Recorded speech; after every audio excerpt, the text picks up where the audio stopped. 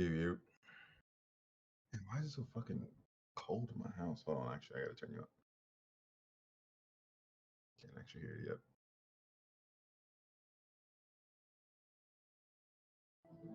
Nah, I can hear you now. I'm doing pretty well. I'm a little sleepy, but I got some tea.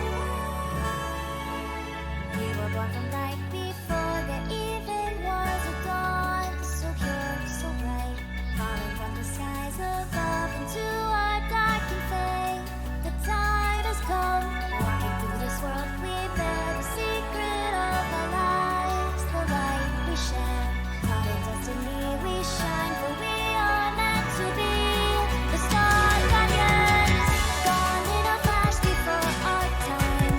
Up in the skies together.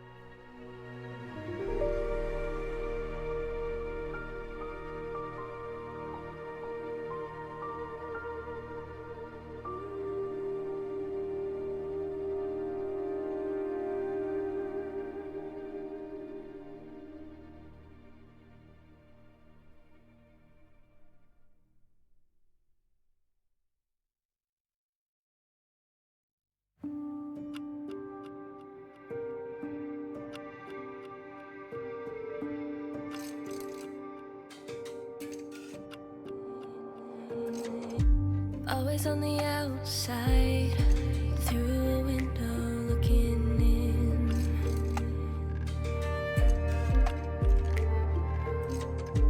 Never the right time, so the chance goes by again.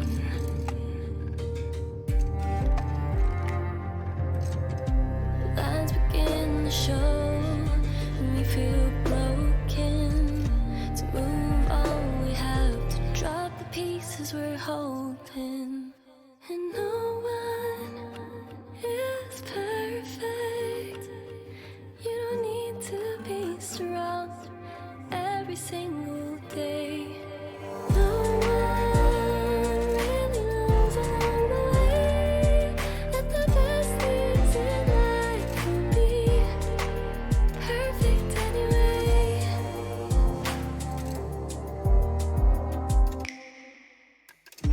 Chase the wind again, knowing just what they'll say.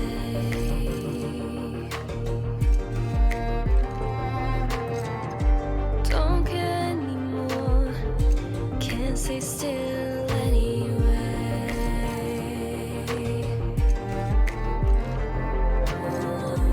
Lines begin to show, and we feel broken. To move on, we have to drop the pieces we're holding. And no one is perfect. You don't need to be strong every single day. No one really knows along the way that the best things in life will be perfect anyway.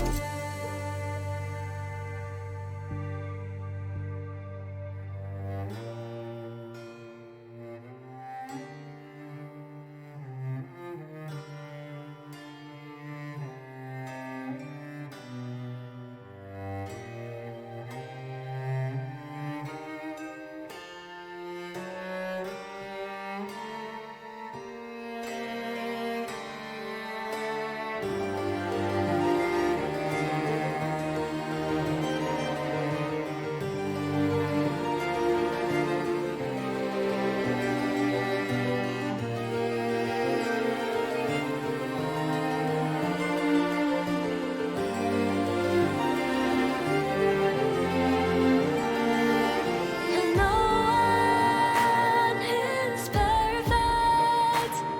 You don't need to be strong every single day. No one really knows along the way that the best things in life will be perfect anyway.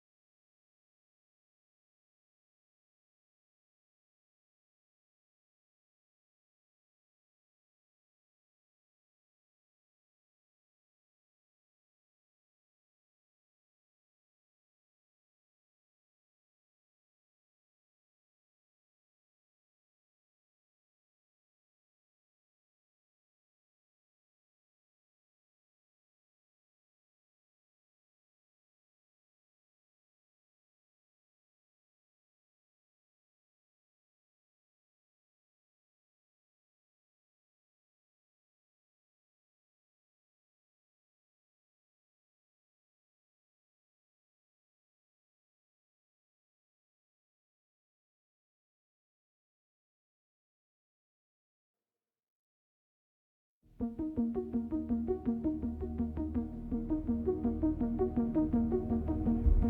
can hear the sound of a heartbeat before it goes out. Won't ever leave my memory of bloodshed all around. And I can see a tear on my father's face before it falls out. Oh, my enemy, how could I have ever let you down? When all these trees saw us grow, cut our teeth and make our bones right here. We play with shields made of stone, share our dreams and sit our thrones. Be still, 'cause I see smoke up ahead and I got steel in my hands.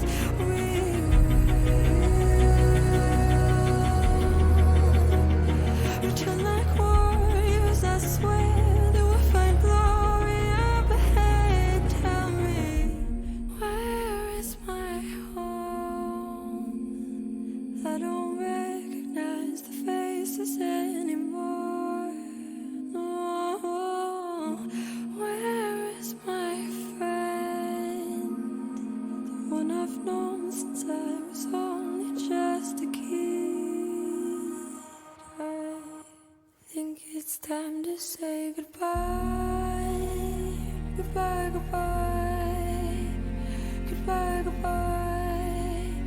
Oh, it's time to say goodbye. Goodbye, goodbye. Goodbye, goodbye.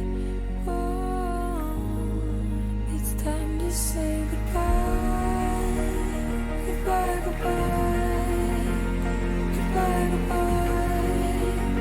Oh, it's time to say goodbye. Goodbye, goodbye. Goodbye, goodbye.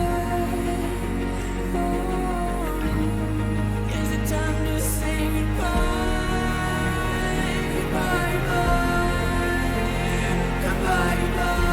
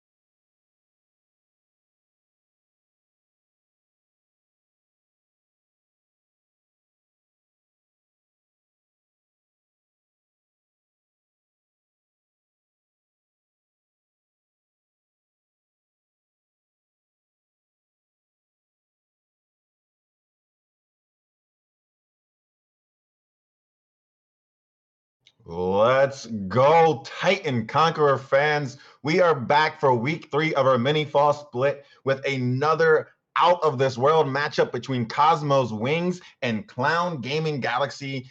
There are playoff implications on the line. Who gets out of groups? What will happen in this matchup between these one team, which is now currently sitting at 2-0, that's Cosmos Wings, and another team sitting at 1-1, Clown Gaming, both vying to get that first seed playoff spot, possibly based on how the groups turn out. I am Goose, and I am joined in this first game here by none other than the legendary, the mythic, the man, the myth, the legend himself, behind the scenes, running the show, making sure we have the production all set.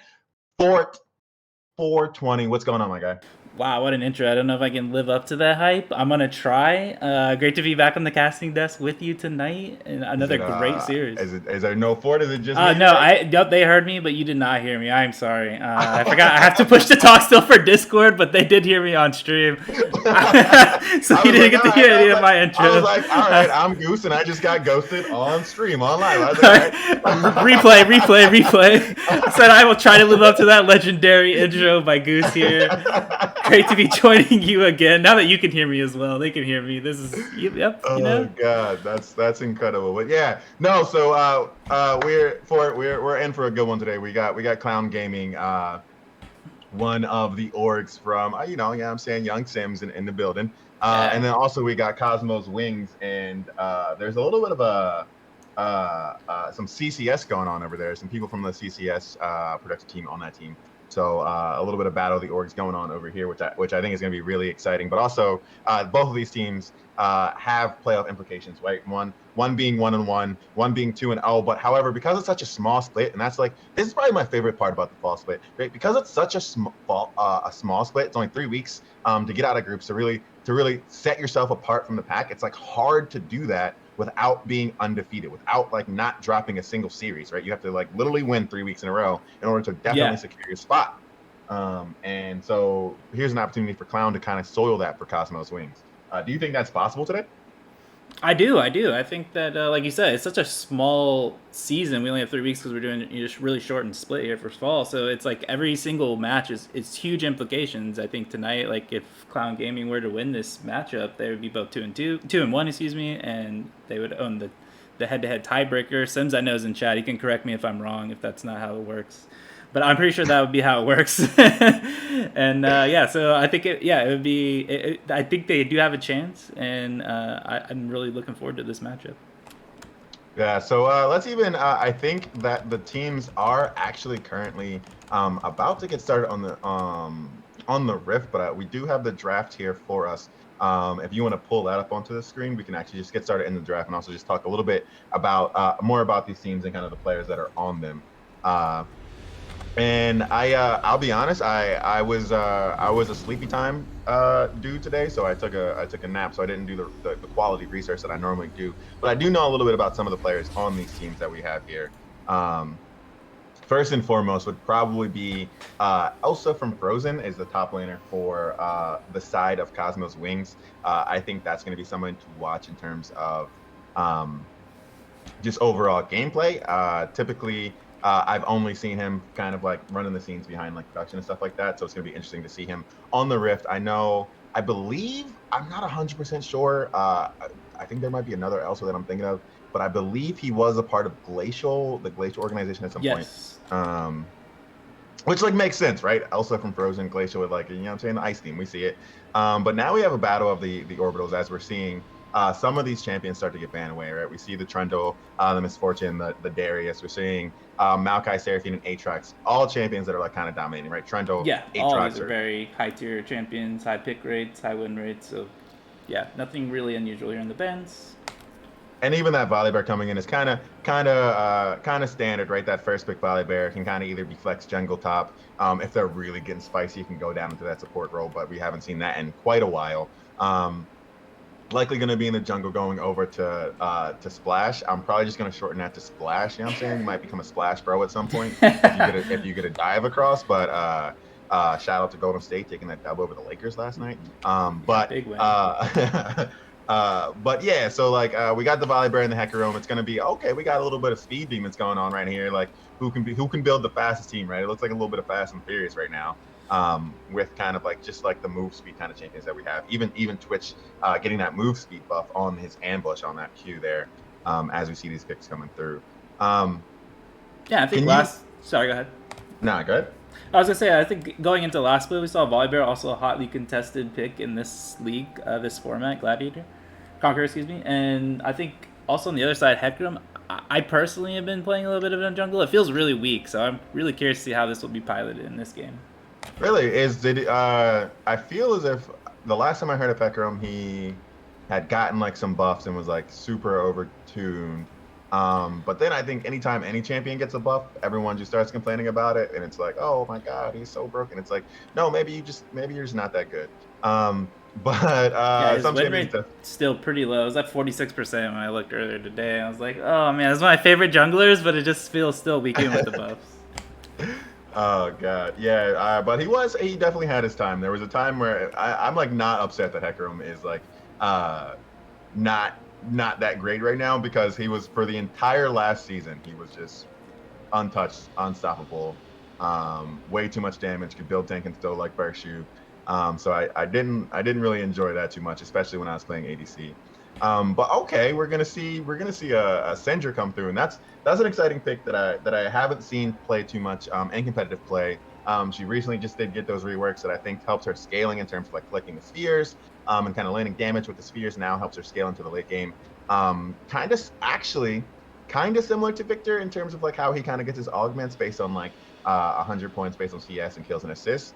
But also like pretty different. I don't think that she has the scaling that Victor has at all, but definitely a bit different than the lane bully Syndra that we've seen. So I'm excited to see that kind of in play. Have you seen Syndra at all when you've been playing? I have since the rework. Yeah, I have seen her a little bit, not much. I'm not a big mid lane player, so I haven't seen this matchup personally, but on stream we've had it a few times. I think, like you said, Syndra is a huge lane bully with the execute now, with the rework on her Q. I think it's a good matchup into Victor. Victor is still also very, very strong in the mid lane. I think still one of the stronger mid lane champions that you can pick as far as mages. Absolutely, especially if you can polish it well, right? If you have the spacing and things like that. Yeah. So we have not exactly the same kind of competitions coming through, as we're seeing a few more of these bans that were out of the Camille's. Camille likely going to be more of a targeted ban, because Camille hasn't been too prevalent end play, at least not in Gladiator or Divinity, but maybe that's different in Conqueror now that we're over here. But then there's to see Mordekaiser and Aphelios. And Aphelios is also a champion that for some reason I've been seeing quite a bit of. I don't know if it's because of Worlds. I don't know if it's because he's just a strong champion because of his scaling. And games are just going longer now. I do think in the higher elos it's a little bit more of a popular pick. I do think, like you said, a lot of influence on Worlds, being played in Worlds. See it pop off, people wanting to play it. But I do think a higher elo player can navigate that champion pretty well. All right. So absolutely, I think I'd actually be pretty excited to see one. I feel like I know you have like the 200 years kind of champion, like he's like the first of the 200 years champions, like right before like all the other like ridiculous champions with like Bel'Veth that has like 16 dashes and like life, whatever, like he's the first of the 200 years champions. But he like, was the one that spurred that comment. Yeah. 100%, right? Like, because they just gave him everything. They gave him 16 guns. He has like a rocket cannon and a stun, and like his ultimate does 6 different things. Honestly, I don't know what he does, so I'd be excited to actually see him play it. It's a shame that he's banned.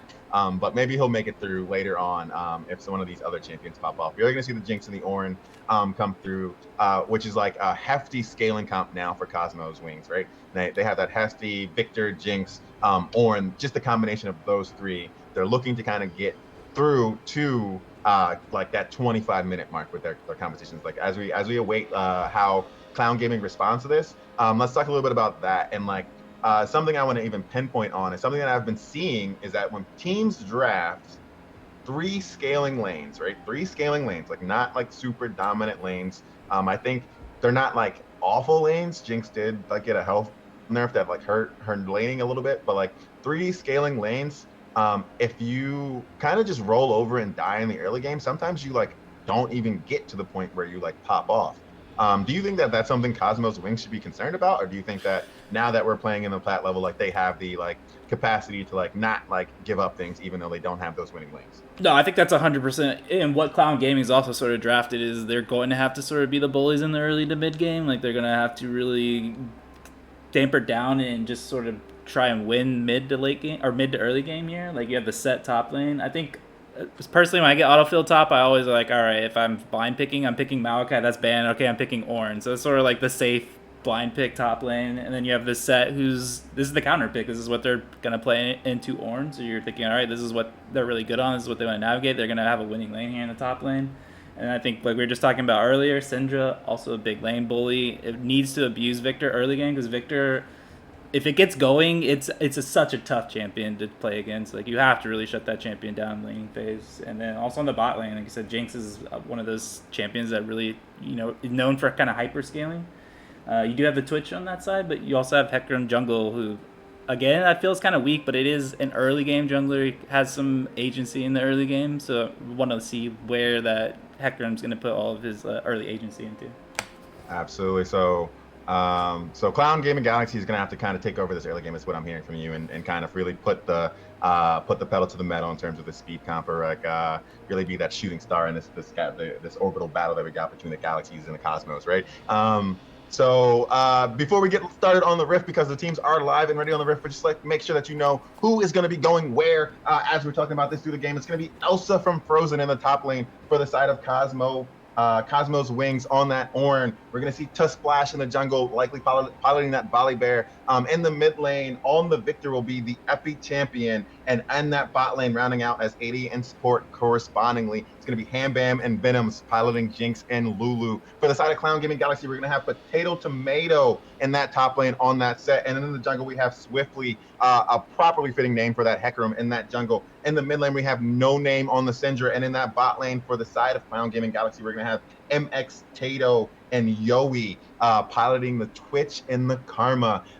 Don't go anywhere. We're going to get live on the Rift in just a second for the first of this best of three and this week 3 matchup between Clown Gaming Galaxy and Cosmo's Wings. Don't go anywhere. We'll be right back.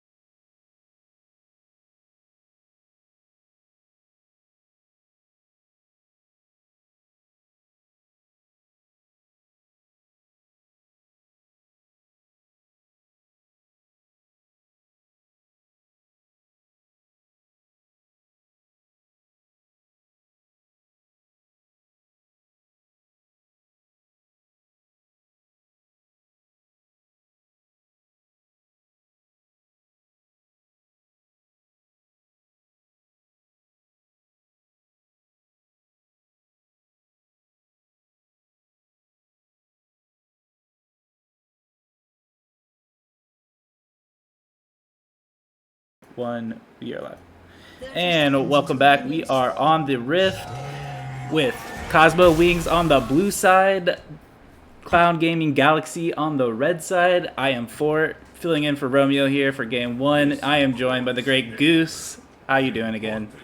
Let's go. I didn't actually hear if you said the Great Goose or the Gray Goose. I said the great, but I also like Grey Goose, so you know. All right. Well, hopefully we can get a little loose on the Rift here. It looks like not too much is going to happen as they just kind of 5-point. Looks like there's not too much going on. A lot of safety. And that kind of makes sense, right? There isn't a lot of invade potential from either side here. You could argue. Actually, no. You really can't argue anything here. Maybe like a set. If set was to come down, but then that kind of like, if that doesn't work out right, then you like are kind of in jeopardy. Yeah, I agree with you. Not great invades on either side, just typical 5-point stance. 100%. But all right, so like off the bat, right? We have Set Orin, Syndra Victor, and then Twitch Jinx. I have an idea as to where you might lead to, and honestly, I feel as if the dynamic camera has an idea as we see a lot of trading going on in that mid lane. But what do you think is going to be the lane to watch? What do you think is going to be the most impactful lane in this game? Kind of, if you're right, coming from the mindset of the jungler, right, as the resident Hecarim player right now, if you're Swiftly, if you're to splash on Volibear and Hecarim, where are your eyes at in these first like 5 to 8 minutes? For Hecarim, I like the setup I have mid with Syndra. Like, you can get the stun, you can get in there, get the knockback. I also like bot lane with the Karma. So yeah, I think those are the 2 lanes I would personally focus. Like, Set was picked to counter Ornn, so you would hope that he doesn't need too much agency top lane. But also, I guess potentially you would go there. I wouldn't as Hecarim jungler though. So you just wouldn't. So you probably wouldn't go down to the bot lane if you're the Hecarim. No, I would go to the bot lane. I would have probably not go top lane, but I would avoid the Ornn lane personally. I don't know. What about you? I'm definitely just looking at mid lane. I'm thinking to myself that if I can control the mid lane, then I can start to maybe even if I'm Swiftly, if I can get Syndra a little bit of a lane advantage, right? Then she's dominating the Victor. Victor doesn't scale up as much, and then we can start planting some roams and to get Volibear behind, right? Volibear being that only early game champion. As we see a little bit of a tussle coming through, the Facebreaker is going to come out for Potato Tomato, but it's not going to land square on, and Orange is going to walk away. Has that sustain for the Doran shield, and Hecarim's going to get an early gank here. But Swiftly is here. Devastating charge comes through, and first blood goes over to Swiftly. An assist goes on to Potato Tomato. So yeah, maybe. I mean, when Ornn's got 2 bars, you got to do it. 100%. That's what the trading is for, that early game, and that's kind of that early game aggression that we're looking to see out of the side of Clown Gaming Galaxy. Yeah, really great gank there. Has the ghost, just, you know, really, like you said, really good setup. We're still fighting up here in the top lane. Set's really just trying to push in here. Set's been a pretty dominating pick in the Conqueror League. I didn't get to catch the games last week, but the week before that, DC abandoned top off. The flash down here and the bush gank. Okay, the stun comes out and Karma goes down. Yowie does come away scot free, so the lane won't be hurt too much, but he will have to play a little bit passive as that lane looks like it's pushing out. That's actually a really great gank. That's not something you would expect. You know, 4 minutes, Volibear just chilling in your bot bush as you walk up. Absolutely, and if you even look at how he got there, right? Look at the actual clear that he did. He went blue, wolves, red into a bush gank, right? Like, that's the kind of creativity you have to have in order to get your lane ahead, especially when you have the scaling lane, right? He doesn't have much follow-up if Lulu or Karma and Twitch see him out, right? So, like, that kind of creativity, sitting in the bush, level 3. Yeah, here he is again, sitting in the bush. Back at it again. They might have spotted him out on the ward here. The stun's gonna come out, but it's not gonna go. Chompers comes down. Karma's rooted up. Flash comes out for both Karma and Volibear, but again, the shield is gonna be too much. Swifty coming down. Swiftly's here now. Ham-Bam is pretty low, but the exhaust comes out, and Yoey's gonna take down Ham-Bam. Devastating charge lands on the Volibear. Double kill over to the side of Yoey and Clown Gaming. It's going to be a 2-for-1 for the side of Clown there. That was a great kite back until Swiftly got there. They played that perfectly, and then they moved forward as soon as Swiftly got there. Just really, really good play there. Absolutely. It was a lovely counter gank. I think Splash might be spending a little bit too much time down in that bot lane there, getting spotted out on the ward. They kind of sniffed him out before he was even there. So, but it was a good idea. It was a good idea, I think. In overall. Yeah, they'll be able to get the dragon potentially here on the back end. Volibear is walking up. Dragons are super tanky now. Yeah, they got the walk off. All right, the stun comes out and Polymorph on Yowie goes down. No one goes down, but looks like there's going to be a little bit of skirmish, and that control is going to go over to the side of Cosmos on that dragon. Will they be able to pick it up? Yep, first dragon goes over. And a little bit more scuffling in that mid lane here. Yeah, so they're not able to pick up the dragon on the back end. I feel like I do this a lot also in my games where it's like, okay, we get to play bot lane, let's go get dragon. Maybe it's just like, get a little bit of skirmish near mid, but maybe it's just like from previous seasons, you're like, okay, that's automatic, you get dragon. It's not so much that this season anymore. You saying like the automatic, like if you get dragon, you win the game? Or what are you saying? No, where you get a double kill bottom, you just go get dragon for free, as we see a kill there in the mid lane. Well, what do you get when you get the kill in the mid lane? Do you just get tower plates? Do you just get bragging rights? And both laners are actually pretty low on that top side, looking like another spicy game could come through for either. Swiftly might be headed that way. Swiftly is just all over the map here, impacting top lane, impacting mid lane. He has gotten a successful gank in all 3 lanes in the first 6 minutes of this game. Yeah, I'll just revisit what I was saying earlier. Like, bot lane, normally when you get a double kill bot lane, your instinct is, okay, let's go get dragon. It's free. We just got this big team win. Like, we have the advantage, which is what Clown Gaming did, but the dragons are so tanky this season. Those free objectives aren't there anymore. Like, Cosmo's able to completely reset after dying and get back to the dragon and actually take the dragon there. Absolutely. No such thing as a free lunch anymore for the dragon as more trading comes down to this bot side. But yeah, like you were saying, right, those dragons are tankier, but they are actually just worth more now, right? They did buff this. They are worth more. Kind of makes sense. And dragons having a bit more priority. I remember when they first changed the dragons, right? If remember the dreaded Chemtech soul. Coming back. Soul. Yeah, oh my god. Jeez. That's exactly what we need. Is more Scions with Chemtech soul. That's all we need in this league. So they changed that a little bit and like nerfed the dragons a bit when they took out the Chemtech soul. But when they first changed it, like everyone pretty much was like, we gotta get dragon soul, we gotta get dragon soul, we gotta get dragon soul. Now that they've buffed the dragons, even though they're harder to get, do you feel as if that kind of like mindset is back, right? Do you think that people are more focused on getting these dragons, right? Do they have more importance on them? Or are they a bit more passive because of tanky? Which one do you think it is? Up to that one more time, sorry. Well, all right, I'll repeat that after Swiftly one more time. All over. Devastating Charge is going to take down Elsa from Frozen. Long live the Queen, but not today. And Swiftly, yet again, Swiftly making his mark on this map here. Now, 100% KP, right? 100% KP in the first 8 minutes. Nerfed or not, 100%, 3 kill, 2 assists, Hecarim is going to be scary in terms of dominating this early game, right? And that's exactly what Clown Gaming is looking to do. They're sticking to their plan, followed by Swiftly. And they're just making their mark. And do you think that Swiftly is the one that really should be getting these kills, though? Do you think that Swiftly is the best person, right? Do you think maybe that the laners should be getting the kills so that they can continue dominating their lanes, or do you think Swiftly is just going to be able to keep making this impact across the game? Like, what do you think happens to this? Like, as we I think if we're talking like scaling wise, Hecarim getting the 3 kills here is fine. I also want to say sorry. It is Swifty. The double I was confusing me. It is Swifty. Just want to correct that. Make sure chat's okay with that. But yeah, I think getting the kills top lane is ideal on Hecarim. I think Set, while he would bully Orin, he does sort of fall off later in the game. Oh yeah, absolutely. And that's a good correction because I definitely was saying Swiftly too, but now it's going to be Swifty. And the Caller's board's got going to come now. It's going to connect on Potato Tomato. Showstopper onto Splash, and the Flash is going to get Potato out of there. Lickety split. Nothing going to come from that, but just a few burn summoner spells and an ultimate. That was a good gank. Now it looks like Swifty and Volibear are going to meet in that river in the top side as a little bit of a scuffle comes down in the bot lane here.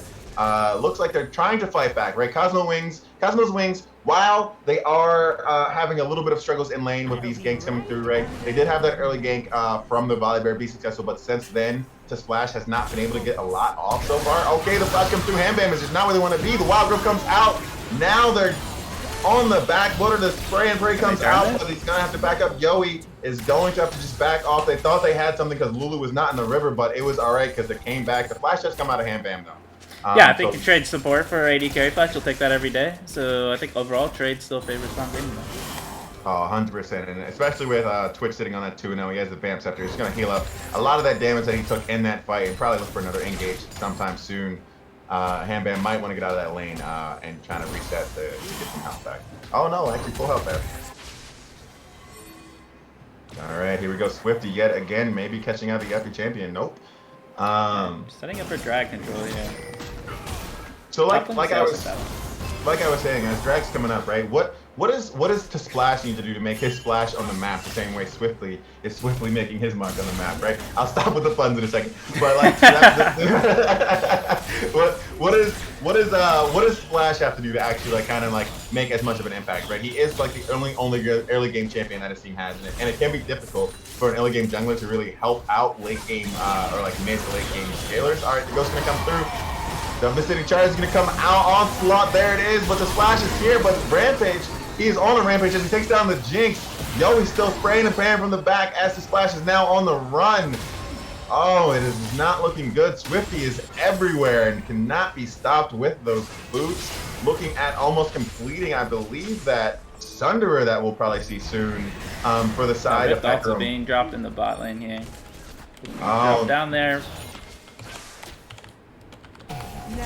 All right. Now that's, oh, 100%. They're doing all the things right. Outside of that blunder at the dragon, right? Outside of maybe that blunder where they weren't able to get the dragon, it looks like they're back on their high horse. Pun intended. And may try to go for the steal here. He does have smite. All right. Trying to knock him out. Swifty's pretty low. Oh, and the shutdown goes over to Volibear. Now he's mad and on a rampage here as Joey is trying to get away. The flash comes out, the cleanse comes through, but it's not going to be enough as another shutdown for the side of his Splash, and that's exactly what we needed to see from the Cosmos Wing jungler to make sure that he can have his team get to that late game that they're looking to get to. Now sitting at 2 dragons for the side of Cosmos Wing. Yeah, I think going back to what you were asking earlier, what does he need to do? I think it's exactly what he needs to do. Focus objectives. You have winning lanes on Clown Gaming on the other side. That's why Hecarim's able to get more of these agency, more of these ganks off. And I think that's what you have to do. Just focus objectives. You got 2 dragons now. You're scaling. Like, just take it easy. Try and slow the game down a little bit as best as you can as a jungler. I think the best way to do that, except getting objectives and trying to shadow the Hecarim as best as you can. Absolutely. And after that, now we're sitting at while Clown Gaming does have that lead, mostly and the gold lead is in the hands of Hecarim right now. Both junglers, 100% KP for their team. In fact, all the kills are actually in the side of the Splash here, and is the only kind of early game presence that they have. However, Jinx is ahead of the Twitch, despite having 2 deaths, right? Does have a little bit of gold lead there, mostly from that CS difference that's going to come through, as well as the plates that they collected after that dragon sparring that they had. But it looks like they're holding their own in this early game, right? Even though it kind of looks rough with Swifty kind of going all over the map, kind of making, just stampeding over everyone, right? Cosmos Wings isn't kind of just rolling over and dying. Right? They got 2 dragons, which is not really too great for the side of Clown Gaming, and they're doing everything they can to kind of hold on in this early game. Yeah, looking to take a dive here on the top side. I agree with you that Cosmo's not in the worst shape. Like, Galaxy needs to try and really push their advantages here, which they're going to do here on the top side. Like, he got all 4 turret plates on set. Like, he has a decent gold advantage. I think, yeah, we're just going to have to leave that. So just going to give up that first tower. Very smart, actually, I think. You probably could have turned it, but with no mana, it definitely would have been pretty hard. Did have that Call of the Forge got available, but again, no mana. That would have been the only thing available to him, and if he gets stunned up and misses it, then he just goes bye-bye, and that tower goes down anyway. So definitely smart move from Elsa. Yeah, that's the advantage you get with the pick here. We're going to have Syndra. She's going to ult here. She is. Not enough. The ult comes through. The devastating charge is not going to be enough, and the Chaos Turn comes out, but it's also not going to be enough. Down goes Epic Champion. As we see, Volibear back in his bot lane on top of Yoey the Twitch. Karma is this said, sorry about this, but I'll see you when you respawn in 20 seconds. And to Splash now, just getting this bot lane ahead even further than they already were, as this bot tower is now going to go down, really putting a lot of priority in getting the Jinx ahead, right? From that early game gank to pretty much only living in the bot side. I haven't really seen the Volibear anywhere else except for on these dragons and in this Jinx lane. Yes, he is heavily focused bot lane. I would like to see some of these kills going on the Jinx. Jinx is your carry that's going to be scaling really well, but they're at least getting advantages in the bot lane, which is what they need to do with this as well.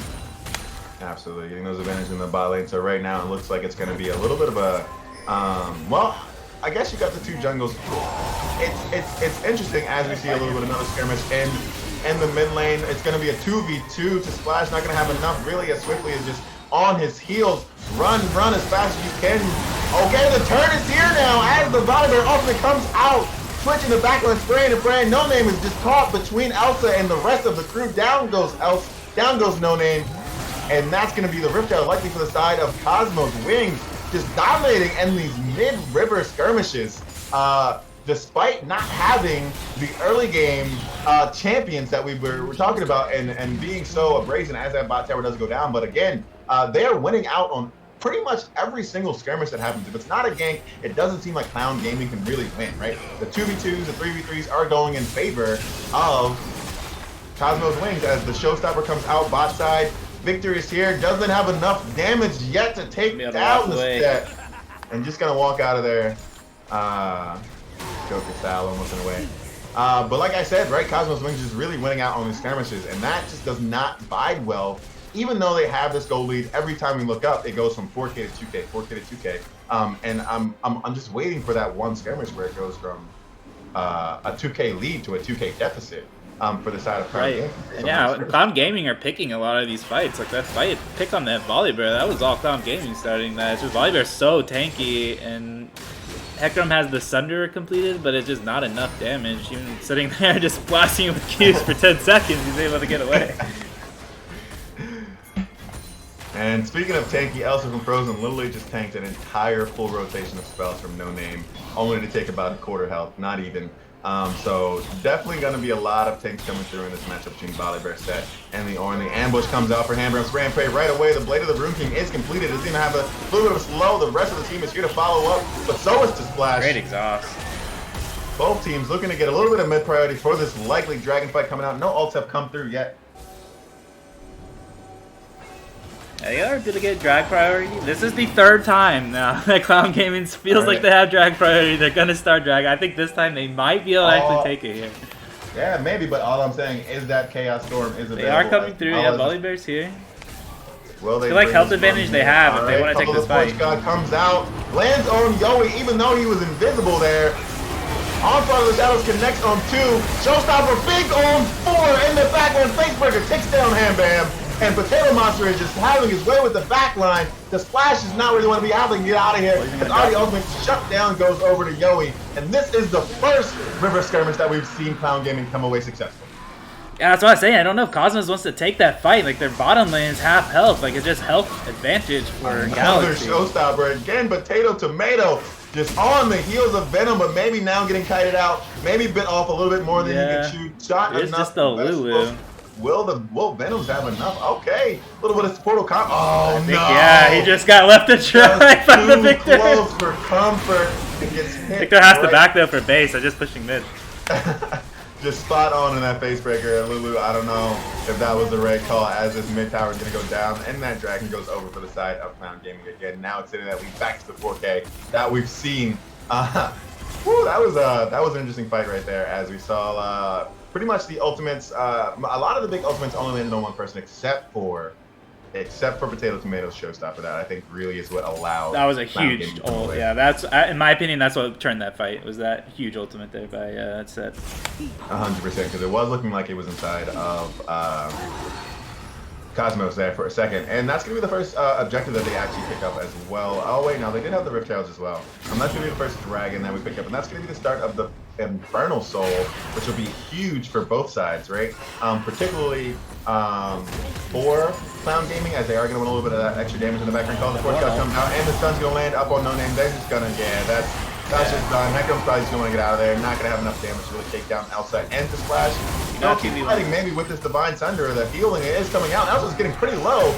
Swifty is here. Oh, the backup from Yowie goes back in the re-engage. Spray and Bray's now out. 2-foot jumper Yowie. Down goes Elsa. Swifty is just healing up so much with that Thunderer. Let's sit in that 7. More fights in the bottom. The pony. Now back to a lot of fighting going on. Potato Tomato on the run, our Epic Champion on the run for Potato Tomato is going to get that speed boost to get him away to safety and getting going to cut it out. But sitting currently at 3-0 is Potato Tomato with all of these showstoppers and face breakers. Really stealing the show in these side lanes here. That was huge for Galaxy. Huge. Like, just being able to kind of kite that out top, and then being able to get more kills on Hecarim. Yeah. Got more fighting in the mid. Doesn't end. These teams are just at each other's throats right here, and I think if it's, well, I want to know. Right, these teams are fighting so much. Despite all of the fighting, we do only have 20. Well, we have about a kill a minute right now, so like that is quite a bit. With all of the fighting that's going on in this mid game, who actually comes out on top, right? If it's kind of going back and forth, right? Some of the ones are going over the Clown. Some of the fights are going in favor of Cosmos. Who actually comes out on top with all of this fighting going on? In my opinion, Clown Gaming's looking for something chaotic in the early game. Like they're able to win these skirmishes. There's another one top lane. Comes out, and No Name again just caught out up the creek without a paddle there, and just too much speed for the side of Clown or Cosmos to get away from that. They're looking to start up this Baron here though. Yeah, that's the second time that Syndra just kind of overextended in the top lane. Absolutely, and I'm not even sure that they know they're there. It is pinked up. They all They have no vision. Here. Set looks like he's hiding and waiting for the TP. Kind of know. They know now. Pretty There's low. a ward coming. Ooh, but will they look for the fighter? Will they go to just finish the Baron here? Now they have 5-4. Victor doesn't have the TP. Victor does have the TP available. Is going to come through. Finally, Did regen as some. low. The call of the Force God comes out. Looks like we have a fight on our hands in the river yet again. Only going to land on 2. Karma, as they are kiting back. Elton and Frozen now. Showstopper's going to land. And Bam is caught in the middle, but shut down goes Set. Not going to get the face breaker off. Now, Clown on the run. Onto all the shadows is going to come down. Yoey's going to pick off Jig somehow from the back line with the spray and pray. Elton now sitting pretty low. 4 on 4. At Twitch, though. A lot of the carries have gone down. Both teams looking pretty low, but Elton frozen now. Not enough. Too low is going to get taken down. But so is Swiftly. The jungler for the Clown now going down. This ongoing fight. Just battle for the Baron pressure here. Doesn't look like any team's actually going to be picking up after this. But Scatter the Week's going to land. And Syndra yet again, just why are you there? No name. No name, no sense of how close you can be to that value without getting caught. Oh my god. That is looking a little rough for this Syndra here. But both teams going to go away with 2 kills each apiece. It was going to be a 1-for-1, but then No Name does come out and get picked off in that jungle. A little bit too overextended yet again as this dragon is coming up pretty soon. Yeah, and that was after a beautiful 2-man stun by Syndra. Just went a little bit too deep. Twitch didn't really, it seemed like maybe miscommunication there. Twitch and backed off, low health. Most likely the reason. Absolutely. Alright, but it looks like the tail of the tape has just been objective skirmishes as they've already started attacking the Infernal Dragon, looking to get onto that soul point for the side of Cosmos. Does try to block off this Set, but it's not going to be enough. Syndra isn't here yet. Orin is in that flank, looking to flank with that Call of the Forge God as the rest of the team is on the other side. And they're going to have to retreat back into their side as maybe they might just give this one over. That's just kind of by himself here. Alright, looks like they're going to try to come in here. Call of the Forge God does come out. Too much objective control now as we see a lot of the killing comes through. Polymorph is going to land a potato. Not going to be enough. Also, Frozen is pretty down low. Yoey, hand bam in the back. Does get picked up by Yoey. Shut down first. Twitch, though, goes over to Volibear. And it looks like, again, Clown Gaming are looking like they're winning this one, but the Stormbringer is going to come out, but his flash not going to be enough to take down Swiftly. There's just too much healing on that early game Swifty for the Dragon, and another fight going in the way of Clown Gaming here. Yeah, this is an 8-3 Hecarim with Death Stance finished. You can't really, once that fight's kind of done, you just got to back out there. I understand Volibear's trying to get something out the back end, but again, Galaxy getting these narrow victories here, though, by the second Inferno. Absolutely, and I think it's a little bit less to do with the fact that it's like, because Volibear is also sitting at 8-4, right? You said Hecarim's 8-3 with the Death Stance. Does have a lot of healing, but you do have, even though like they nerfed heal cut into the ground, you do have that Bramble Vest on the side of on 2 champions on the side of Cosmos here, so it's going to have a little bit of a nullifying effect. I think the biggest problem for them is that Ham Bam just keeps getting picked off by somehow. And that's a lot of their damage, right? That's going to be a lot of the way that they actually cut through, the ongoing DPS to cut through all of the healing that Hecarim does. And I think that's really their ticket into how they win some of these fights. If Ham Bam can stay alive, then they have a chance. But Ham Bam 100% agree with you. Yeah, once Ham Bam dies in that team fight, it's over. Like, Twitch was still alive. He did die there in the end, but he's able to get a lot more damage off than Jinx was able to. Absolutely. And And then after that, once those 2 carries are down, a lot more damage is going to come through for Hecarim as opposed to the Volibear, who is building this full tank. Hecarim having a little bit of that bruisery fighter build. Now completing his Manamune, sitting at 3 items is a big stallion. You know what I'm saying? He is a very big stallion. 3 items, 25 minutes. I'm gonna start playing Hecarim again. I thought it was weak. We were talking off stream that the win rate wasn't that great. But yeah, this is pretty big. Pretty big showing. I'm excited. Absolutely right, and that's all off the back of that early game, right? That we were talking about that they needed to have so crucially. They needed to really get that early game ahead, and we were wondering on who would make the most impact with the kills, and it's clearly Swifty, really coming through in these later game team fights, making sure that they have the ability to contest both Baron and the last 2 Infernal Dragons, as they now have 2 Infernal Dragons, which is going to help them a lot as they are on the path to this Infernal Soul.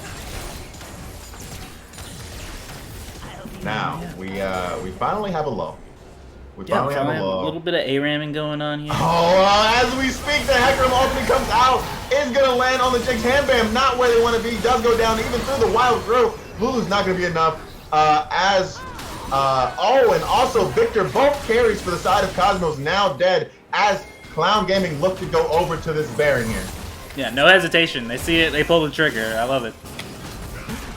They saw that Ornn wasn't there to kind of protect, to shield and protect, and now he knows that he has enough damage to peel through the Lulu shields. Lulu not having enough damage between Yoi, and as well as... Yeah, they're just going to concede this, go bottom, try and get a pick on set, it looks like.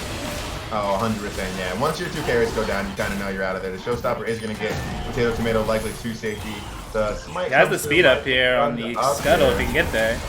But I don't know. I feel like Tomato can turn this with 2 levels on. He might be able to turn this with a face breaker. A nice well-timed face breaker here. The rest of the team is Swifty's coming. All right. Here comes the horse. He's gonna come out. Swifty, I don't know if that's where you wanted to be. I know you want to protect your friend. Shutdown is gonna go with the victor. That's the last person you want to give it to. However, Potato Tomato does get away, but you gave over that shutdown there. Yeah, he got set out. Kind of maybe egoed a little bit after getting the bear. He's like, yeah, I'm super strong for doing this. It's like, you can't 1v4 quite yet. Yeah, not quite yet, or at least not after taking that bear and also just having to use all of these spells to kill 13 before then. So that shutdown does go over to the side of Victor, and it's looking like it's in odds of Clown Gaming right now. They have the kill lead. They have about a 5k gold lead. All right, Hambam yet again getting caught out, just too close to comfort, getting ambushed. Hit by down. Shutdown goes over to Volibear. No name, just again, not gonna have a Scatter of the Week available just yet. Is gonna go down, Volibear with a double kill. Now only sitting on 2 Barons to the side of Clown Gaming. What will go on as the Volibear ultimate comes down? Koyash is not where they want to be. Volibear just on a rampage in the skirmish, taking every single Baron one by one. Showstopper comes through. Potato Tomato now sitting only 1 left with the Baron. The face break is going to miss as the flash comes out from Elsa. Does take down Venoms, and Swifty is here to help them out. But now, only 1 Baron available for the side of Clown Gaming. Oh my god, Volibear. Splash, oh my, he's really looking like one of the Splash Bros, looking like Steph Curry, carrying his team through a lot of these skirmishes right now. If you didn't know, Goose is a huge Golden State fan. You now know. I'm actually a Sixers fan, but... Oh, are you? Okay, alright. Yeah, we lost last night, so... Overall, I like your Sixers team's odds on this season. Oh, yeah. I predict them to go to the finals. 100%. Well, as long as we actually show up and don't get injured. Right? Dude, you have a little bit of a lull, yeah. We can talk a little bit of basketball before they start going full speed again here in about 30 seconds. Just clear some farm. No objectives yet. Like, what do we have? 440 on the Dragon, 330 on there. Get you a caster that can do both, dog. Get you a caster that can do both. Hey, I'm all for variety streams. This is what this is, though. Get your NBA season predictions now. Week 1 starting. Yeah, choose your teams. It's opening week. Right? Even if your team lost or they won, you gotta claim your teams now. Maybe that's what we do in the preseason, right? Maybe that's what we do instead of like once World's over, we just do a little basketball like pick'ems or something like that for the Titans fans out there. That'd be dope, actually. For sure. So yeah, going back to this game, how do you feel Galaxy, or what do they need to do to close this out? They have a lead. They're gonna start to kind of fall behind though, as Cosmos keeps scaling here. So what do you want to see them do to just close this game out? I think right now what they're in like over aggression mode. They're in like fighting mode. I think that's good. I think it's not great when you have things like a Baron. I think that's when you actually do want to slow it down if you're on the side of Clown Gaming, right? You want to be able to actually utilize that Baron to make some plays. I get it that if you do get like a couple of kills, then it's like way easier to utilize that. But when it's like almost like having a shutdown, in my opinion, right? It's like you want to have a bit more caution or a bit more, you want to be a bit more risk adverse when you have things like a shutdown or you have a Baron, right? Because a 1-for-1 or a 2-for-2 or a 50-50 fight that you take is always going to be in favor of the other team because you have more to lose. So that's what I think they need to do. I think they need to maybe jockey around one more objective, right? Either the Infernal Soul or the Baron. I've seen teams sometimes, right, like use that Infernal Soul pressure because I believe both objectives will be up around the same time, maybe about a minute apart. But I've been able to use the lore of an Infernal Soul or just a Soul Point Dragon to kind of bait the team into going over there so they can pick up a free Baron and close out the game that way. Yeah, 100%. Cosmo's in the sort of driver's seat here where they could give up this dragon and still be on Soul Point. So yeah, like you said, they could go Baron here. They could wait until Dragon comes up. There's about a 50-second difference where Baron's up about 50 seconds before Dragon. So maybe they just try and get priority on Baron. And I'm going to be honest. I don't think there's a shot in hell that that's what they do. If there's anything that these teams have proven over the last 32 minutes is that they like to fight, and that's exactly what I'm expecting to see in this next minute. I expect to see 2 fights in the next 3 minutes. One around Baron, and then I expect to see another one right away, regardless of who gets Baron, around this Infernal Soul. Because even if Cosmos, right, has the ability to pick up this dragon, right? Even if they do have the ability to pick up the Baron here, they're not going to want to fight, or they're not going to want to siege into an Infernal Soul 10-4, almost full build Hecarim. Agreed. And Twitch is also starting to really come online. Exactly. Almost exactly, right? 4 items completed here. Right, and even as these ornaments come in, I see the Kraken getting upgraded and that Leandri's getting upgraded for the side of Cosmos, right? Even with those, if you're getting obliterated in the first 3 seconds of the fight because there's no one to stop the Hecarim, then it doesn't matter how much damage you have because you're dead. And Hecarim has already proven that without the Infernal Soul, that he can blow through Lulu's shields and blow through. He's gonna start on spawn. Start up the Baron for the side of, and it's going down quick. That is getting melted by Twitch. Likely he's going to go straight over to Clown Gaming. No chance for that. Now, the interesting part is, will they utilize the Baron or will they fight for this Infernal Soul? Which one do you think before they actually start moving? You have Baron buff. You have 2 teleports available. I think you just sort of, push top, push bottom, and then... Oh, maybe... No, they're going to go right Dragon. Okay. Personally, if I have Baron, I would rather get lane priority and then maybe go for Dragon, but definitely when I want to try and like 50-50 it. Yeah, Cosmo's just trying to bush camp. That's what they're waiting for, is maybe, get 1 or 2 people to walk into a bush, but wrong bush. That was an interesting, it's an interesting macro call, in my opinion, from Clown Gaming to choose the longer lane in that bot side. I think they want to enter from this bot side and not really get kited out in their own thing like they did in the last fight. Showstop's going to come through, connect onto the back line of them. The face breakers, oh my god! Hyper Champion now sitting at 10 health. Bam in the back line, firing with the rockets. Elsa from Frozen in the middle, getting taken down. Swiftly getting pretty low. Does go down to the splash. Korea and Yowie now on the run. Even with that mega showstopper, it looks like the scaling from Ornn is just too much now, as Bam wasn't able to get taken down early in that fight and just put out so much damage with those rockets. Bam, despite being 3-7, they have a ton of farm, like 284 farm, almost 100 more farm than the Twitch. So actually, in item-wise, they're not far behind. Like, they're pretty much 3 items 100%. As well. And honestly, 3-item Jinx in a team fight with rockets, oh my god, that's just, and no All right, and also you got to think about it this way, right? No other person on like there's no the LW is coming out for the Hacker Room likely, but no one has built armor on the side of Clown Gaming, right? They've heavily invested into winning this early game. They've heavily invested into winning before this, potentially before this 35-minute mark. But instead, now that we're seeing the scaling come out, we're almost into 40 minutes in this game one. No one has armor on the side of Clown Gaming, and that means Jinx is going to fucking hurt. Like Jinx is doing a crit every other auto, and they're pretty squishy. Even though you have the Karma shields, you have the empowered ease, a facebreaker or two, even Set built that Blade of the Rune King, right? They're not tanks. The tankiest person is Hector and if he doesn't have the ability to get the damage across for some of that healing, then he's gonna go down too to the Jinx. So they really need to get that Jinx, I think, in these team fights here.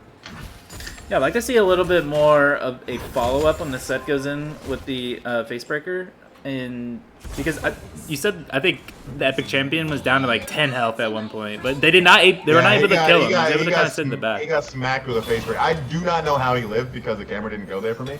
But he Set landed a massive facebreaker point blank at the edge, and his health went from 100 to like 5%. It was yeah, and that was purely Set damage. There was no other damage from There was no other damage. It was just Set. He didn't get touched by anything except for a fully empowered Set facebreaker. So yeah, I think if you have Swifty ult coming on top of that, or even No Name getting in there with the E range, absolutely. that Well, fight maybe turns differently. I think we need to start seeing, even though it'll leave No Name. All right, the Call of the Forecast going to come out, land on the No Name. Nowhere to be found yet again. Going in the back lane, takes down takes down Venoms. Hambam still firing away rockets. Showtime, we're going to connect. Lands on top of Hambam. The face Does that do it? massive. Does that do it? Down, Body Bear. On Front of the Shadows does connect. Now it's just Ultimate Frozen against 3 members of Clown Gaming Galaxy. And they're looking to be the rulers of the skies here as they take down with the ace. Now 3 members pushing down the mid lane for Clown Gaming. I'm not even gonna lie. I think Swifty and Koyesh thought that fight was over. They were already leaving. They were going down mid lane. And Set just does 1 billion damage. Like, oh, we win this. Let's go back in.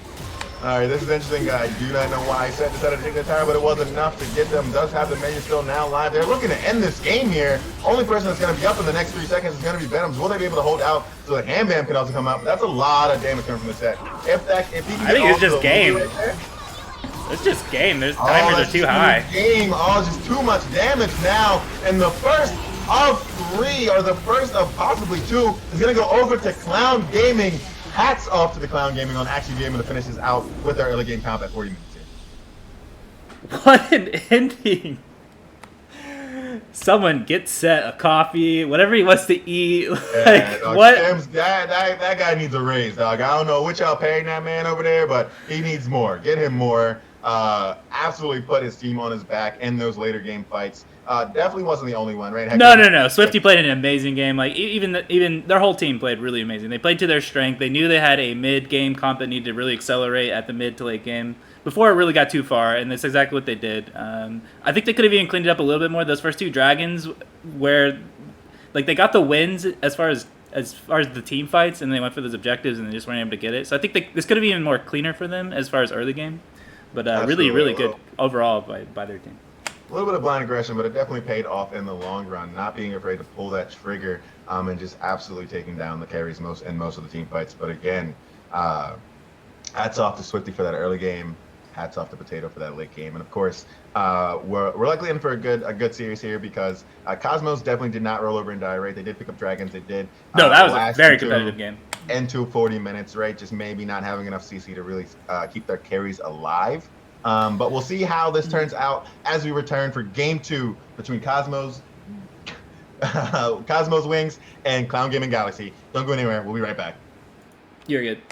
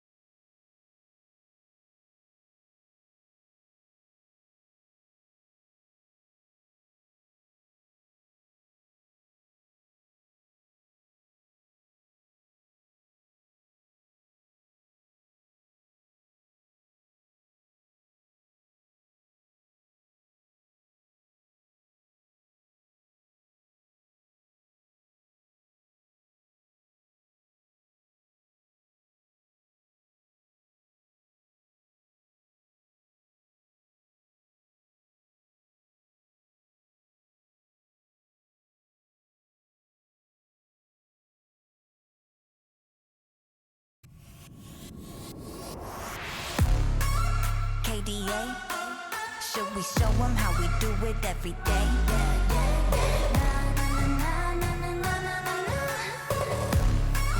Let's get it. Kali that girl, Kali go girl, Kali gon' stop, Kali gon' skirt, Kali got a job, Kali go to work. 뜨거워 언제나 don't get burned. 넘쳐 흘러물 든 a buffet, 죽여주잖아 like a buffet. 누가 감히 on my outfit? 그 문 열지 마, that's a rock day. I'm giving you more cause I'm greater than. 필요 없는 시험들 다 뿐이미.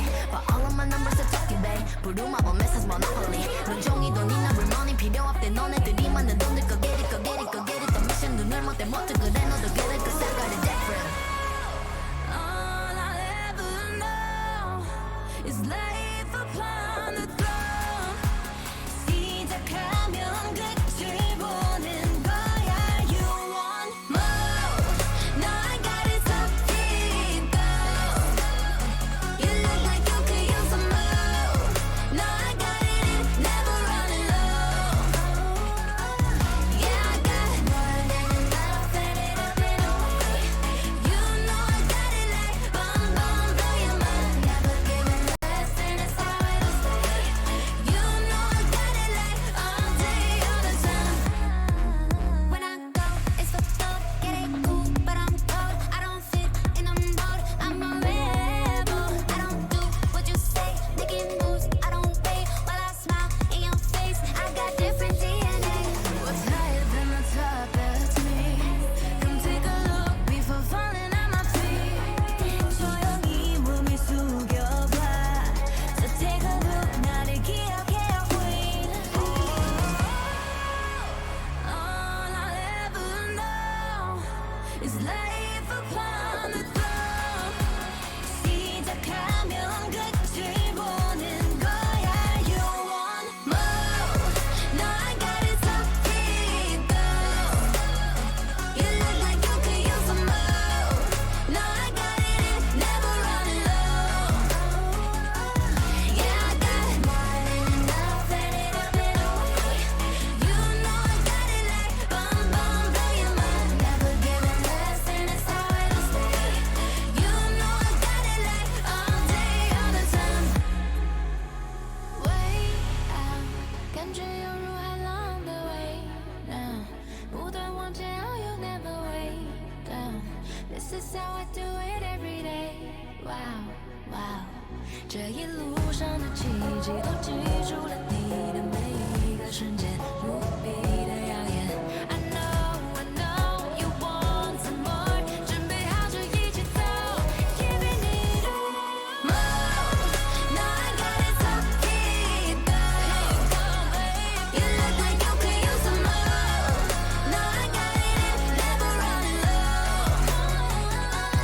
Yeah, I got more than enough, set it up and away. You know I got it like boom, boom, blow your mind. Never giving less, and it's how it'll stay. You know I got it like all day, all the time.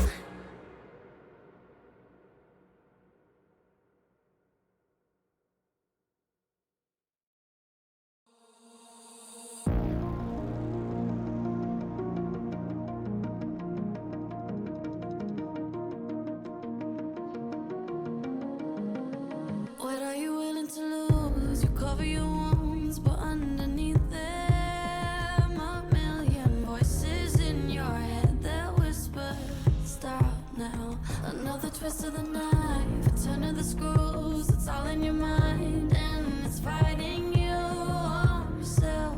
The storm is coming. Wow, kid, what you gonna do now?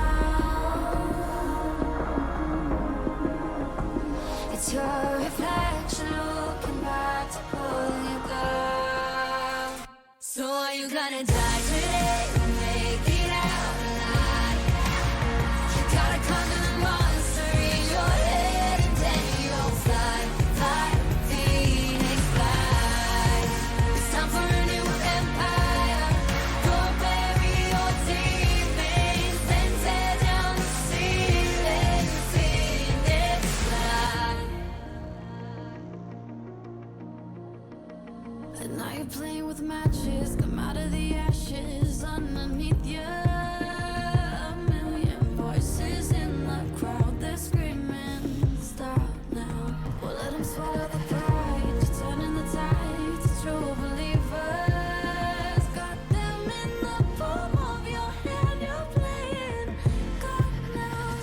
what you gonna do now? It's your reflection looking back to pull you down. So are you gonna die today or make it out alive? You gotta conquer the monster in your head and then you'll fly, fly, Phoenix fly. It's time for a new empire. Don't bury your teammates, then tear down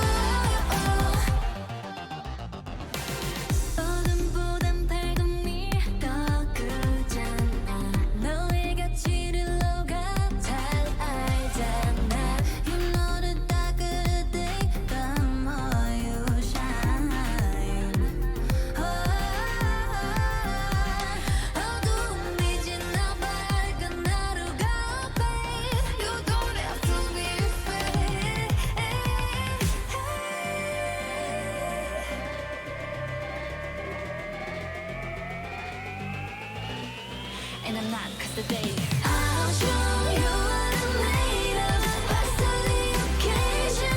Got fears but no faith. I'll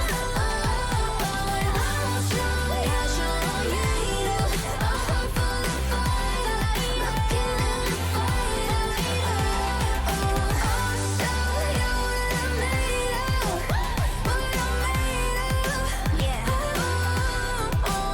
I'll show you what I'm made of.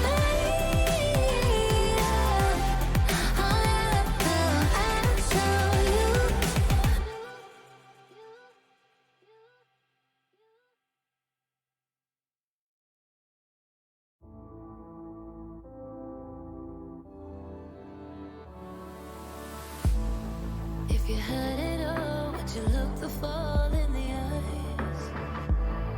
Could you walk away this time? Will you realize, recognize it's never over? And the flame that once had died, awaken. Will you rise above the days to come? Will you be enough? Will you walk away this time? Look to your left, to your right, leave the pain behind.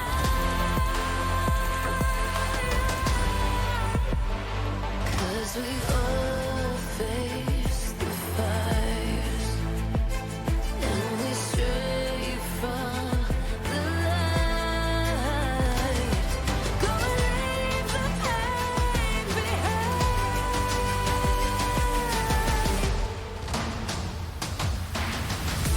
Feel that rush, feel the taste.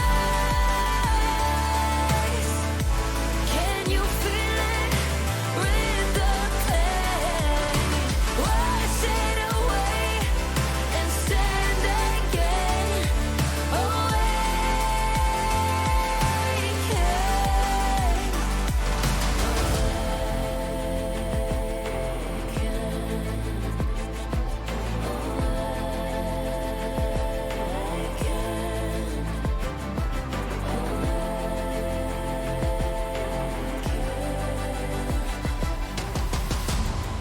Will you turn and run from what's to come? Will you face it all? Or will you fall away again? What's calling out to be found when the time is right? When the time is right. 'Cause we all face the fires, and we stray from the light. Go leave the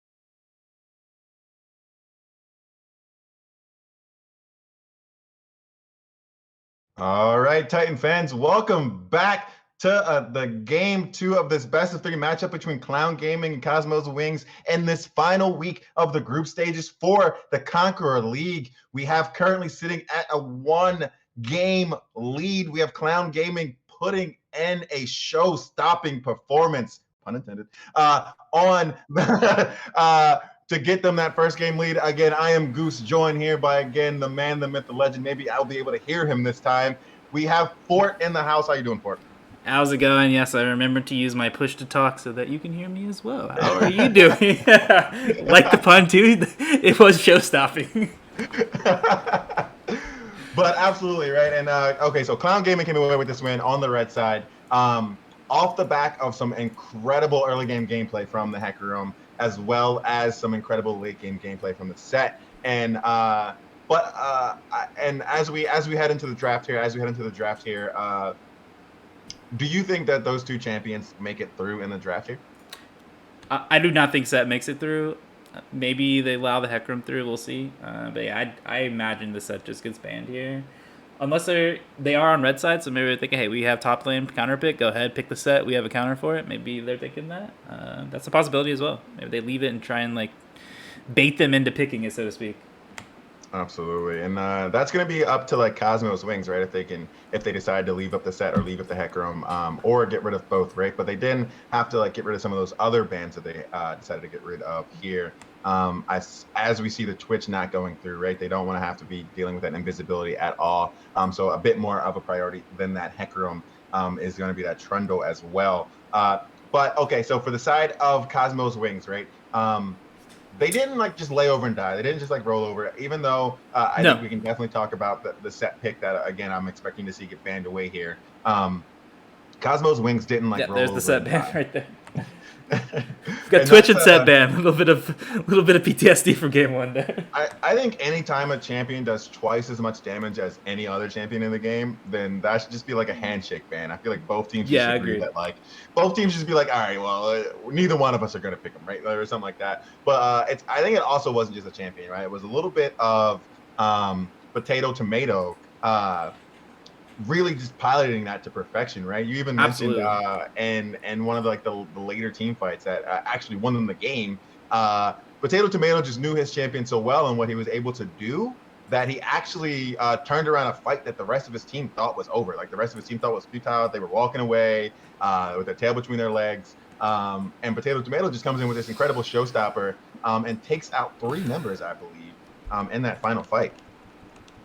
Yeah, I'm just going to give him credit. I'm going to say he's a master of Set. He knew exactly his damage potential. He's just like, I got this, guys. Don't worry about it. You can just start walking down lane.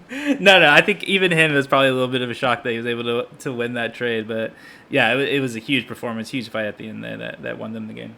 Absolutely. Even if it was a shock, they are not afraid to send it on the side of Clown Gaming Galaxy. They are not, well, we'll chill on the puns right now. We'll save the punts where we get the game. Yeah, Clown Gaming first picking Heck Room. Like I was just talking about, I don't think this champion's very strong. And then it's first pick blue side. Why not?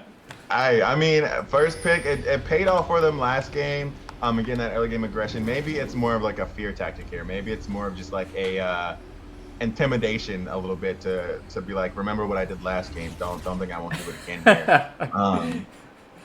For can't ban all of our champions. For Swifty. Here, as that Wukong is going to come through, the Trundle and the Darius. Oh, the Trundle didn't get banned. It was going to be the Set and the Seraphine there. So the Trundle is going to be available for Cosmos Wings as Darius also gets locked in, likely so that they have a bit more. If they're gonna blind pick their top laner, right? They're probably they're thinking we don't want to like play passive. We want somebody that can have that early game lane bully aggression. And you're going to have to fight me for this top lane now. We're not just going to roll over and die, and that's likely going to go over for Elsa. Yeah, I think they blind picked Darius top, which is a little bit interesting. The response from Clown Gaming is going to be Wukong likely in the top lane. So yeah, we'll see how this matchup goes. I do not know much about Wukong versus Darius in top lane. I'm just going to go ahead and say it. I don't play much top lane either. I don't know if you have any insight into this. The only insight I have is that Darius is just a stupid champion in the first 10 minutes of the game. Agreed. If he can get up those hemorrhage stacks, then you're pretty much going to lose every trade that you can. So it's likely Wukong's going to be looking for a lot of short trades, and then getting out of there with this clone. I really like the Silas pick. If anything, Just given what the ultimate's already on Galaxy side.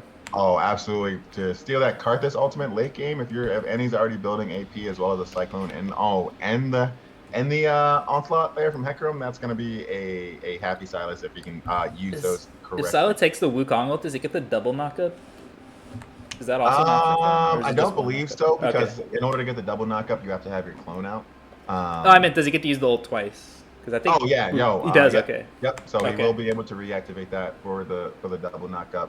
An interesting pick here that I want to maybe put our eyes on for a quick second on the opposite side of likely going to be in the mid lane.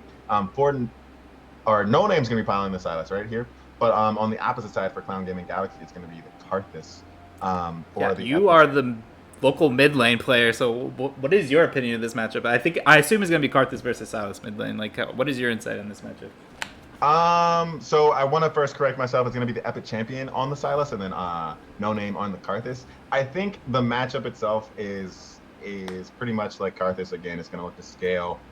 It's kind of the opposite of what we saw last time, right? With the Sendra Victor. Silas does have a bit more of that early game aggression. Karthus is more so going to be looking to scale and not really roam as much as a Silas likely will, because he can make an impact from anywhere on the map with that Queen, with that ultimate there. That's going to be a good pick likely for Khan shielding whoever is going to get hit by the Queen. So that's going to be My absolutely probably favorite helping. support there. Yeah. But I think in the early game, we're going to see a lot of domination from Silas. We're not going to see too much coming out from the Karthus. We're probably going to see a lot more passiveness coming So we're out getting for No Name. in chat. This could be Karthus bottom, and now we have a Cassiopeia being picked up. So you think this is Karthus bottom, Cassiopeia mid? We think it's Karthus bot. I mean, You take Cassie honestly, bottom. I think it's up in the air because I believe both of those champions can go in the bot lane. I think it's more likely that it's going to be Karthus bot. I think Karthus bot makes a bit more sense in terms of like just allowing him to scale up and be safe with the protection of a support in that bot lane that we'll likely see come through. But I think in that case that makes much more sense, right? But that is going to be another big ultimate for the Epic Champion to just steal, right? That petrifying graze, Yeah, absolutely. Can absolutely turn a team fight, just like a lot of these other ultimates can, right? We have the Rakan engage as well, and just 5 juicy. We have the duo. 5 juicy ultimates for Silas here as that rail gets locked in here. And the sweetheart couple in the bot lane for Zyrakan. But yeah, so looking at this, right, we're seeing almost a switch from the last game, right? The last game we saw a lot of early game priority or early to mid game priority coming out of Clown Gaming Galaxy. Now, with the Cassiopeia and Karthus likely going to be their main carries for this game, both of those champions need to scale up. So do you think that Cosmos Wings now has the aggression and the audacity to kind of put on the early game performance that Clown Gaming Galaxy did to tie this up 1-1 last game? Yeah, you're absolutely right. We're kind of getting like opposite spectrums from the teams here. Where Cosmos Wings probably looking to get some early game aggression going. You have the Silas, who I think is really, you alluded to this earlier, is going to be able to just outroam Karthus or Cassiopeia, whoever is mid. It's just going to happen. So I'm looking for that. The Silas and Trundle kind of link up, or Silas and Rakan sort of link up. Rakan, one of my favorite supports. I just think it has so much playmaking ability. I know it's not one of the most popular support picks right now in this meta, but I still feel like it has a ton of playmaking potential, especially into this team where you're going into Cassiopeia, you're going into Karthus. I really like that. I think you get on top of those champions. Really quick, I'm like looking at the stream here and it's showing the BDE draft. Is that a bug on my Oh, that is a bug. Yep. Yeah, the draft video ended and it's just showing the draft from last night. Sorry about that. That is what's going on. I thought I was tripping and I was like, yeah, let's get out drafted the other day. No, we actually won that. Pretty handily too. Yeah, that's from last session. Apologies on that. Doing both. We're doing production and casting. There's a little bit of that was actually just a shout out to me on the Akali. Exactly. Just me going 7-3 on Akali, no big deal. Making it into playoffs. Check that VOD out on Twitch if you haven't yet. Pretty easy. Feel free to check me Smurf on Kite in next week. If you would like to. He's really fucking good. But anyway, back to this game between Clown Gaming and Cosmos Wings. I believe both champions are live on the Rift, but really quick before we get in here, last time we thought that mid lane was going to be the lane to prioritize here for the champion. But now, if you're looking at it, who do you think is going to be the most impactful lane in terms of winning? Not the whole game. Let's just say who's going to be the most impactful lane in the first 15 minutes of the game? First 15 minutes of the game, I really like the Zaya Rakan bottom lane into Karthus Bell. I feel like that is your winning lane. I feel like you just send Trundle Silas bot lane. You just try and win through that lane early game. Absolutely. I think that might be the one too, right? Because I don't think there's not like too much follow up for Koyash after he goes in from Yowie. In this early game, he's not going to be pumping out too much damage, especially through Venom shields on Rakan. But we'll have to see if it's going to be that bot lane or maybe No Name actually makes a name for themselves in this game. Was kind of non-existent in the last game, but maybe No Name pops off on this Cassiopeia, or will it be to splash on the Trundle, making a bit more of a splash in this early game? Don't go anywhere. We'll be right back and we'll find out then. You're good.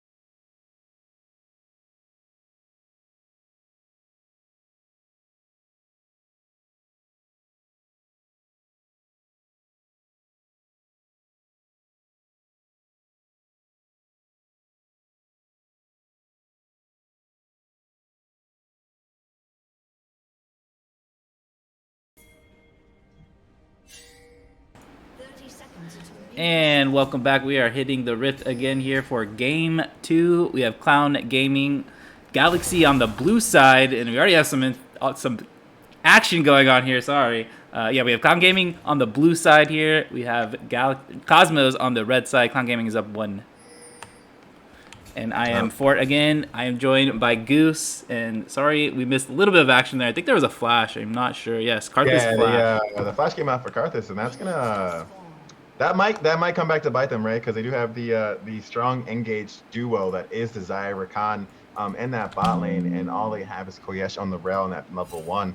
So if they decide to take that early game initiation, the flash also came out from Venom. So Venom's also won't have the flash, but it looks like they're already planning to take advantage of that. In this push down here. Yeah, so we'll see how that plays out. Again, support flash for AD carry. Karthus is going to be the AD carry technically this game. So, yeah, and advantage for Cosmos there.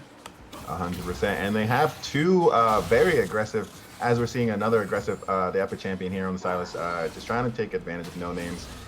Early game woes, not only having that Twin Fang available right now and not being able to use it on that small cooldown. Let's see how this works out in the bottom. The Grand Entrance does land. And the exhaust comes out directly onto Yowie. It's flashless. Ignite comes out, and first blood over to the side of Cosmos Wings. And it goes to Zaya this time. So really, really good pickup there.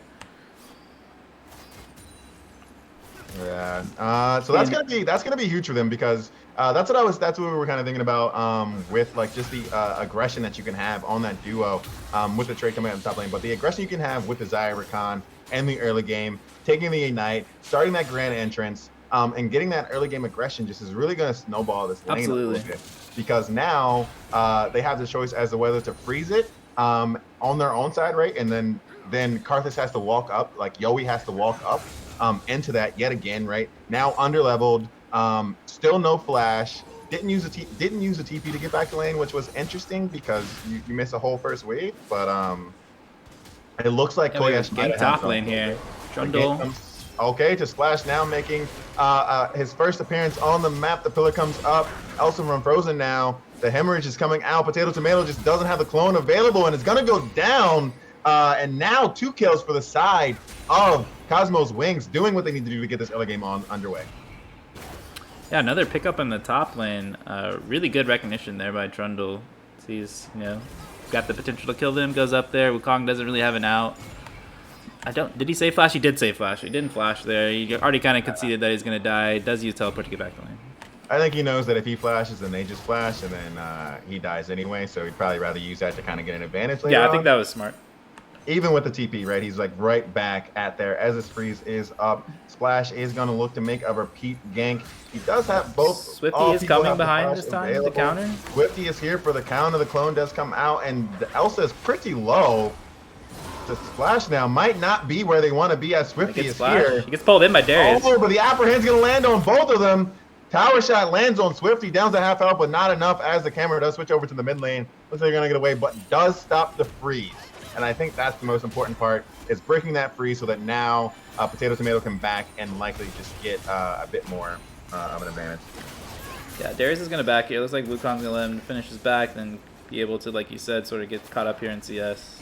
Push that wave into the tower.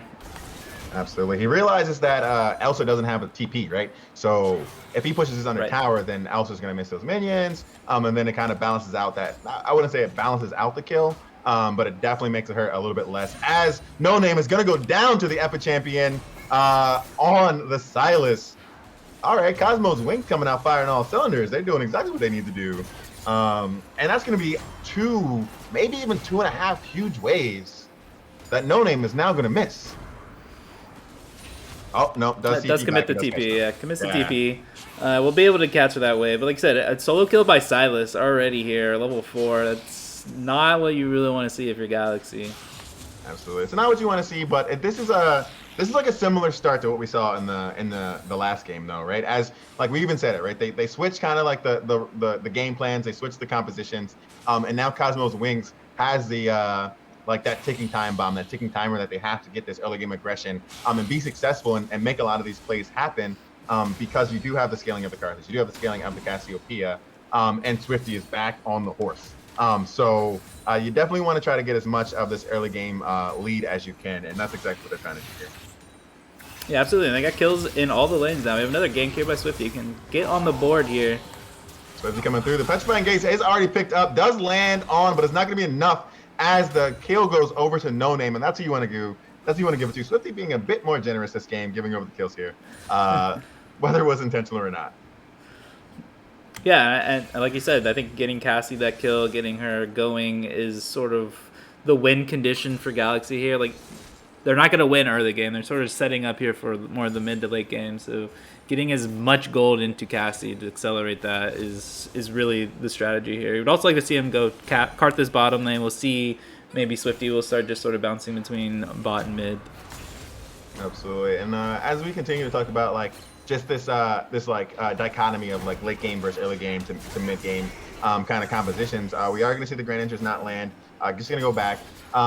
I'm curious to know if there is some sort of like strategy, and I don't know if you can give an opinion on this or not, if there is some sort of strategy to having a scaling composition while on blue side, if that is just more optimal since you do have that first pick and aren't going to get the counter. Is it more optimal to have like the actual scaling built in? As another gank is going to connect for Swifty, but the splash is here already, just waiting in the shadows. Everybody's going to land. The hemorrhage is going to be a lot on Swifty, and the guillotine is going to take down Putting bot lane as well here. Another one. Quest might go down. Flashes. Koyash is getting pretty low. Lay Waste is going to connect a couple of times, but it's not going to be enough to pierce those shields of Venoms. And that's going to be one kill for us from Frozen. Now coming on top, as is Darius with the tabbies. Cyclone comes out, though. Potato was back. Oh, no. Alpha Flash comes out, but it's not going to be enough to double knockup that we saw. The shutdown on the side of Potato Tomato, but Splash is bleeding. Here, can you get out? Maybe to get a return kill. He's going to be able to get out of there. Woo, like, and these teams do not disappoint, right? There is action all over the place. Every lane. Potato splashing. They stop the back. They're looking for the dive. He's asking for help from his team. Will he be able to back? Does the Epic Champion take this risk and go for the clone? Oh, the pillar stops his back again. I don't think they want this. Yeah. I don't know if he has enough mana. Can he? Oh, he does outplay this? Cyclone. I don't think he can outplay this. He gets out. He's gotta get out. Oh! The clone deception and the kill goes over to Potato Tomato. IQ of 1,000 right there. Gets away. They are going to get Dragon on the back end of this, but a great play by Potato there on the top side. No, that's both of them are going to get the Dragon. Oh, yeah, actually, you're right. They're going to get both. On the My top fault. side, right? So they just won. Objective and kill on the top side. Yeah. Sides. Yeah. Just a wonderful, an incredible play by Potato Tomato. I think, and like 98% of the time he dies there, right? I don't know. I'm confused as to how we just don't expect the only thing Potato Tomato can do in that situation is clone out. Yeah, that's it. He had literally just enough mana to do that. We got another fight here top. It's like just interesting. It's interesting that we didn't that wasn't expected. So I didn't see what caused Trundle to take tower aggro. Like he hit the pillar and then he grabbed tower aggro. I didn't know that pillar actually caused tower aggro, but. I have no idea. I actually didn't even see Trundle win most of that. I kind of only saw the Epic Champion. Yeah, like they just tried to set up the dive. He hit the pillar to stop the back, like you said, and then he walked forward, and then he got tower aggro. Maybe minion wave or something like that. Maybe he just stepped up before the minion wave and then couldn't actually help out. And just a little bit of miscoordination on the side of Cosmos there. All right, another skirmish is going to come out in this top side, but again, Wukong building up that grit with the passive. But yeah, like I said, it's been we're fighting in the mid lane. Fighting. That's exactly what I was gonna say. Cassie gonna try and run him down. Dodges the ult. Nice. Misses the ultimate. But it's been non-stop fighting. These teams love to skirmish. These teams want to make sure that they are pushing their champions to their absolute limits, and what they are capable of doing. They're not giving an inch. They're not scared to fight, whether they win or lose the last 2v1 one. here, so if you're gonna ult. As another little skirmish pops out, the Splash is going to get caught out. Does have the flash available. Might have to go under the tower. Does splash away, but the Queen's going to come through. And down goes to Splash, and that's going to be the first kill, getting Yoey on the board. Yeah, really good recognition there. That, hey, we have the 2v1. Let's just go on this. And then, hey, okay, we can't quite get the card. Oh, wait, you have Karthus. We get the kill. Yeah, someone's telling me that the comms now were like, Yoey, Yoey. I feel like there was a little bit of that, but also the bot lane has simmered down a little bit, so might just have a little bit of map awareness there. Paying attention to a team, you do want to do that when you're playing somebody with a global ultimate like that. Absolutely. Gonna get Rift here on the top side as well. All right, and it's weird. I'm getting like deja vu vibes because and when I see like early to mid game kind of compositions okay, never mind. I don't get a chance to speak as the grand entrance is gonna land on Yoey and that back line. The Blade Caller comes out, Featherstorm does go down, and Yoey is gonna get taken down. But now they're fighting on top of Yoey's passive. Is it gonna be enough? Corey Ash is taking on this 2v1. It is tanky, but has no damage. Interesting call to make. And the double kill is gonna go over to Hambam, now sitting at 3-0. Likely in move for that Essence Reaver move, so likely gonna come through soon. Yeah, it seemed a little bit ambitious. Going back to what you were saying before they started that fight here, if we do get a little bit of break, yeah, I think with the scaling, you're at even gold here, 10 minutes. That's kind of a victory, to be honest. But they do give it a little bit away in the bot side. And it's not just the fact that the gold is even; it's the fact that they're also getting the objective. Right, absolutely. That's like kind of what happened in the last game again. As the Blade Caller comes through, the Onslaught of the Shadows is going to connect on both of them. Don't know if Swifty It's can going to get be it. enough. Hambam versus Swifty, not going to have enough damage for Swifty, and Hambam is going to get another. Oh no, it actually going to go with the Venoms that time. But now on the top side, Potato Tomato, will they be able to outplay this one? No, the shutdown goes over to Splash there. They there is no catching your breath in this game. There is back and forth. They you know what? Sims, don't pay Potato Tomato more. I need a raise. That's what I need. They got me earning my keep here over here in the play-by-play. But I enjoy that there's so much action in the early game. I like when it's energized. Yeah, these teams are not disappointing here. We have Silas maybe potentially roaming down here to the bot lane as well. Rel is sort of there to catch them off. Looking for that next opportunity. I am interested to see at some point to see how much damage if the Appa champion, if he can get that Karthus ultimate. I wanna see like who does more, right? Does Yoey do more? Does the originator do more damage with that, or will the Silas do more? Steal it and let's find out. We got Rift being dropped in that minute. Likely just trying to get Cassiopeia a bit more gold and kind of get that lead. Yeah, absolutely. I think that's the smart move to do there. Get as many turret plates as you can. And this is a different No Name that we're seeing in this game, right? This is No Name was pretty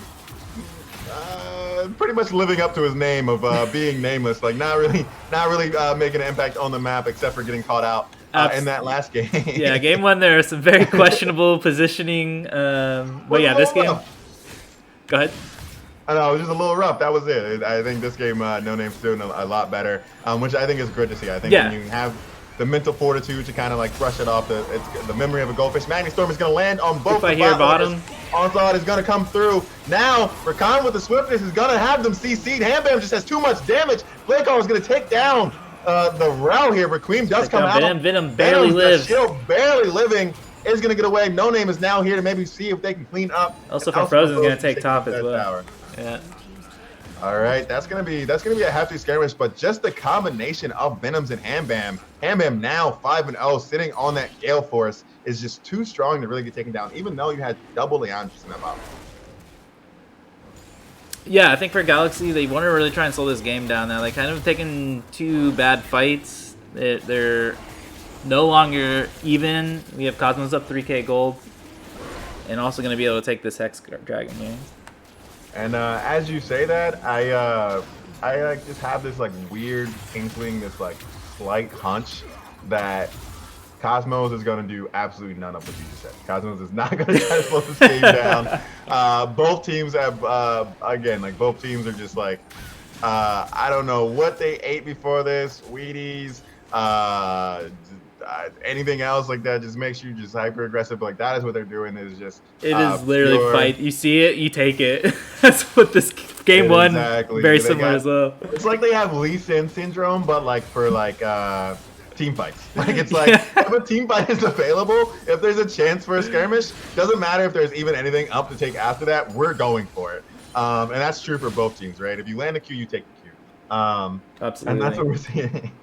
which is like it's awesome. But I think also like it might not always be right. That blind aggression might not always be the best call. We saw in that last game, right? Clown fumbled a little bit when they had a blind aggression, right? They picked up, I think they picked up 2 Barons or at least 1 Baron, and then they kind of fumbled that, taking kind of a blind aggression team fight, and then also in that next one they picked up the Baron and then lost it to kind of fight over that Infernal Soul. So hopefully Cosmos has a bit more reserve when they come to kind of this scaling and kind of get them there, but we'll see. Yeah, I think one major difference in this game also is Swifty has had a really difficult time figuring out like what lanes to go gank. I would have preferred just basically camp mid lane, try and get that Cassie as big as you can. Yeah, and that seems like a little bit of what he's doing. But again, like we saw the same thing happen with Splash in the last game, right? Being like the only kind of early game outside of maybe the Wukong, but Wukong into Darius is also just a hard game to do because Darius is one of those like top laners that can kind of turn the 2v1s if he gets like just the right kind of like him, like if he gets his Q off and gets those hemorrhage stacks up. So I think it's kind of dangerous to gank any of these lanes at this point. I believe that bot could have been a spot to be with like the Rel CC and the Karthus low and then like finish him off with the Queen. That way you don't have to fully commit. But since they got that early game kind of like cheese, bot lane is like not where you want to be if you're Clown Gaming. Yeah, and Karthus damage just takes a while to come online. Like it's just you're not going to be able to outduel Xayah as Karthus unless, like you said, you're getting extra help from other players on your team. We do see Rift being started up. Rift is getting started up, which means a team fight is inbound. It is just only a matter of time bottom choose a fight. Does not have teleport, so this is a 5v4. All right, but he does have that recruitment available, so can still make an impact in this fight. Cyclone is available for Wukong. The Rift's gonna go down already, and it's just Madness in there. Ultimate's coming out left and right. Onslaught, Madness Storm, anything is going down. Everyone is down, but it looks like Cosmos is coming out on top as the 4 for none. Oh, 4 for 1. 4 for 1. I'm mistake. But 4 for 1, and the Rift is going to go over for the side of Cosmos Cosmos Wings here. Yeah, that was. I mean, I just don't know if you want to really take that fight. You're kind of down, like you said. Karthus does have Requiem, the ultimate, but it's a one-item Karthus. Like it's not doing a whole lot. You know what I mean? Yo, I will gift anyone in chat. I won't give you 5 RP, but I'll give you like a high five and like a kudos if you can tell me what happened in that fight. If you can tell me, if you can give me a team fight, because to me it looked like just a giant. I saw health bars on top of health bars on top of health bars. It was just health bars going down, and like everyone was just right on top of each other, and it was kind of like a. It was almost like playing rock paper scissors, or like almost like it was literally like it looked like the coin flippiest fight that I've seen in quite a while, where it was just like pure charging in. Didn't look like there was much josturing around anything, and kind of just like ramming their heads into each other. But if you can give me if you can rewind that, clip that, and give me a team fight breakdown, I will figure out a way to make Sims pay you something, and it'll probably just be like a thumbs up or like a cute video of a cat. It's gonna take a whole article right up to explain what just happened in that fight. 100%. Outside of the fact that Cosmos came out on top and now has the Rift. They went 4 for 1. Increase that gold lead a little bit more. Like you said, they have the Rift. I don't think they've used it. I think it's on Darius here, if I'm not mistaken.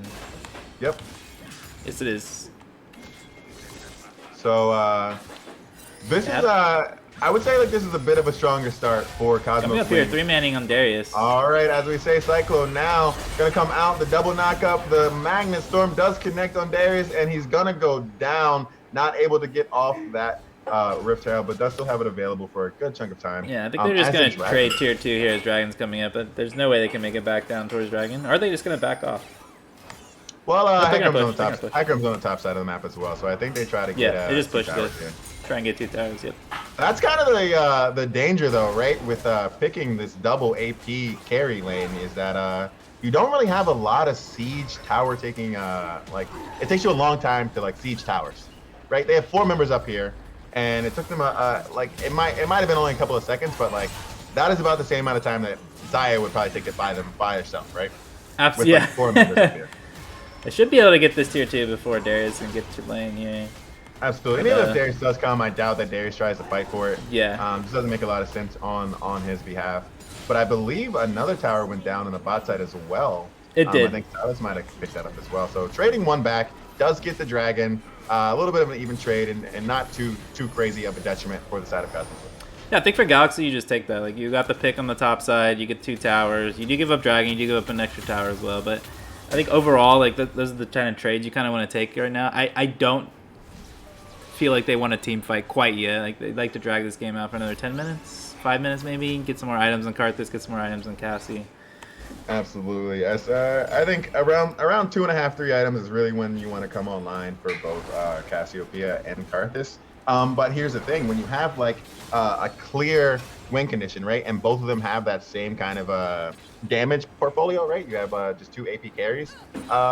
Trundle, Silas, Rakan, Darius, all of them can just build AP, right? You even see like the Hex, the Maul starting to get built by Zaya here, just not trying to get picked off by Yoi's Requiem. So we'll see if the resistances will come through and be enough to just kind of the resistances along with the lead as they're they gotta start Baron up. This Baron. They're really trying to end this quick. They have no vision of this either. Show. I don't think they have any idea. They're just gonna go ahead and take down the Rift mid. They do put a pink ward or blue ward, excuse me, so they do know they're taking Baron here. Does Hecarim try and steal this? Oh, doesn't get it, but a valiant effort. Where did he go? I do not know. I thought I saw an ultimate on my screen, but he never went to the pit. I don't know what happened there.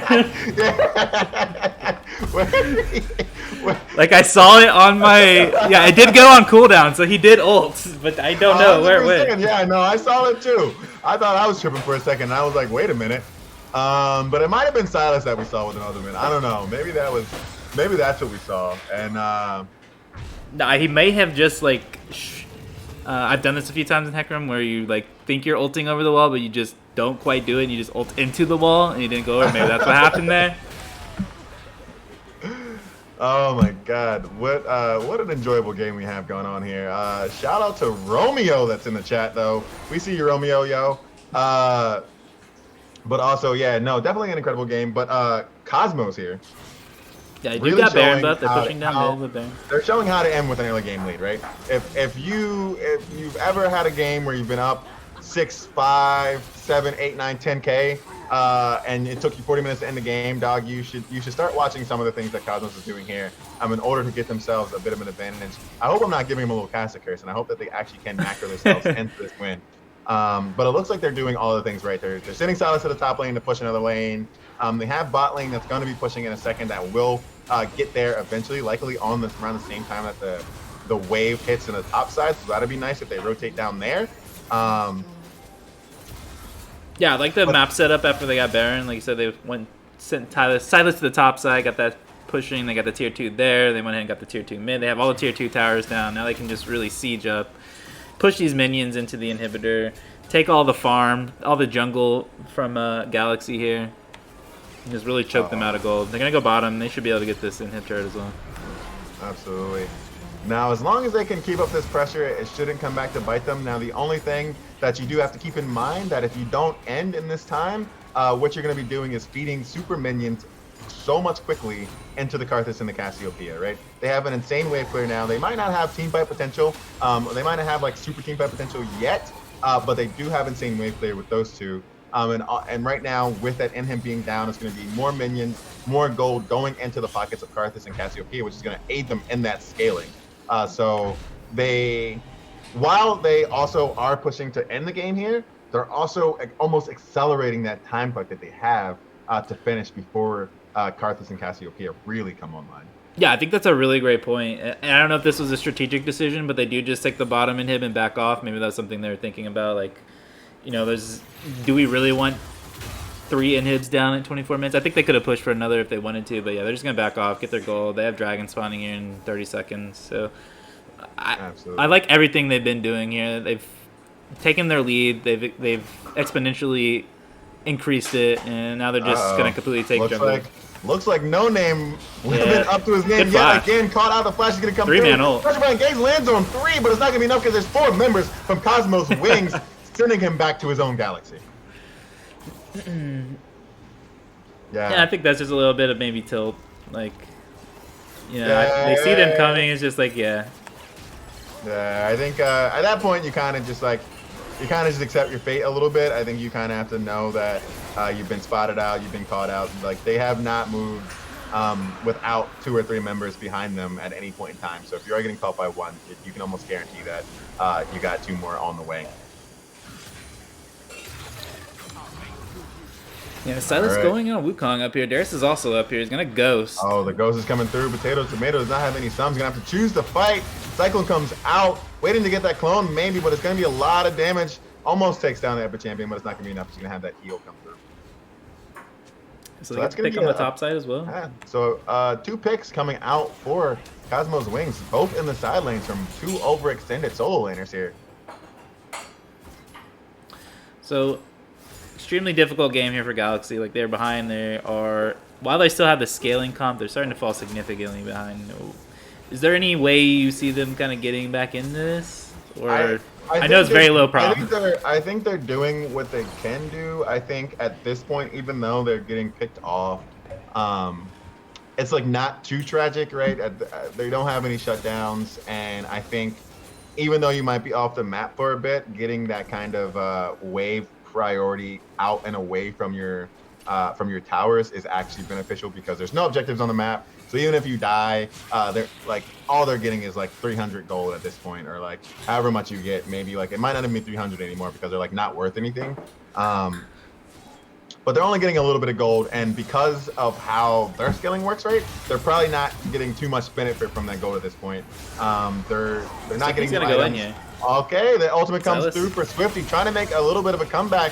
Silas now in the wrong spot and is going to get shut down by cards. This is exactly what you want to see if you are. But No Name's going to go down to the guillotine. Darius does have his stacks available. Maybe gets one more apprehend. Potato does get picked off. Is going to get the spin to win going down. Cream comes out for Karthus. Is going to take down the Darius likely. No. Oh, the burn does connect from Swifty. Another one, the grand entrance doesn't land on Potato Tomato. And Swifty now really low, runs straight into Splash, gets chomped up, down they go. And it looks like Potato Tomatoes is going to be the only remaining member getting chased down. Ice Splitter comes out, the smite as well. And it's just going to be a whack, and a chomp.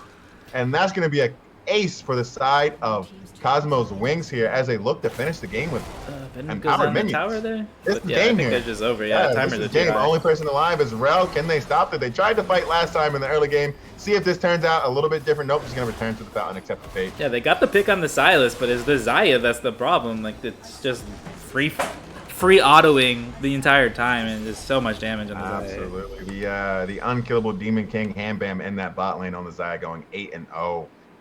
And that all started from that blown flash. Yeah, you're right. From the very beginning of the game.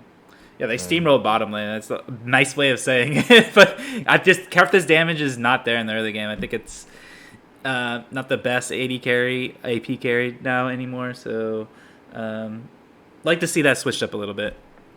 Yeah, I think it's just I think you can do the Karthus, right? I think you can do the Karthus, and maybe we talk a little about this a little bit more as we look at the draft. But I think Karthus cast, right? You're just projecting the kind of damage you're going to be doing, and it's going to be hard to really utilize Karthus ultimate when they're already building MR. And I'm not against the Karthus pick. I just feel like putting it with another AP in the mid lane. We said this a little bit on stream. You did. Like you have 2 AP mages pretty much, and as your bulk of your damage, you just literally build a bunch of magic resist items, and they're kind of like nullified, especially for those 2 champions that are looking to scale. You would like to see some sort of AD scaler in there as well. Absolutely, but that's going to be a game 1 comeback from Cosmos Wings. Now we're at 1-1, and we are going to game 3 for this last group stage matchup between Cosmos Wings and Clown Gaming Galaxy. Don't go anywhere. We are going to late night gaming here on Titan Esports. We'll be right back.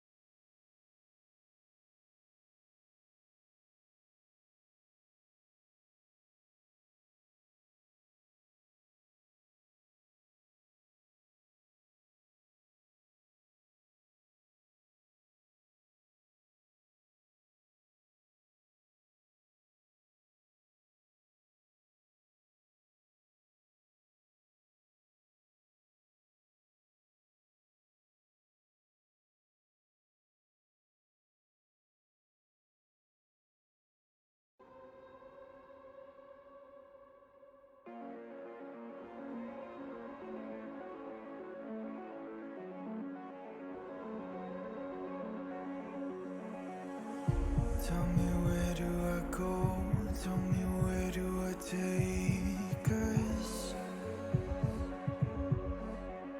Your heart is starting to slow. May the water be safe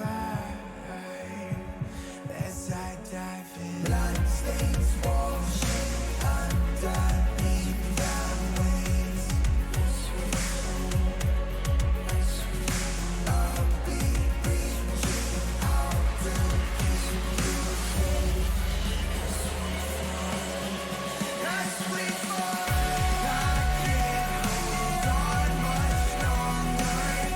We're drifting down to the other side. Try to pull us under. Keep holding out for the other side.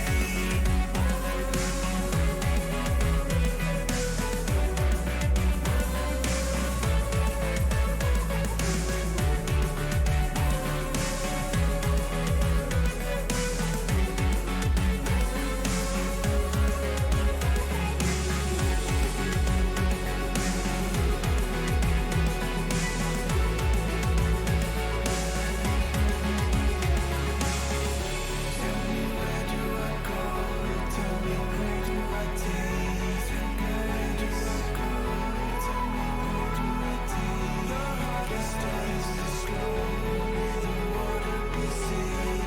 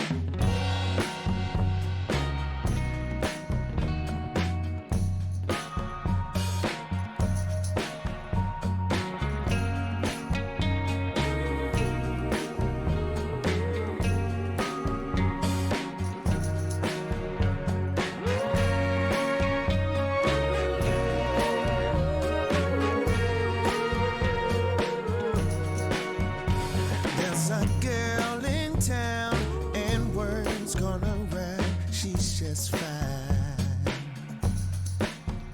So I don't worry my head, 'cause I know her heart is tied to mine. The life that we live and the love that I give to her, each day it grows more and more, I'm sure it shows. Where is a bubbling fountain that flows into a sea deeper than any ocean for eternity. Like someday I pray our love will always stay pure. Ooh, while the world turns around, he holds me down for sure. Oh, our love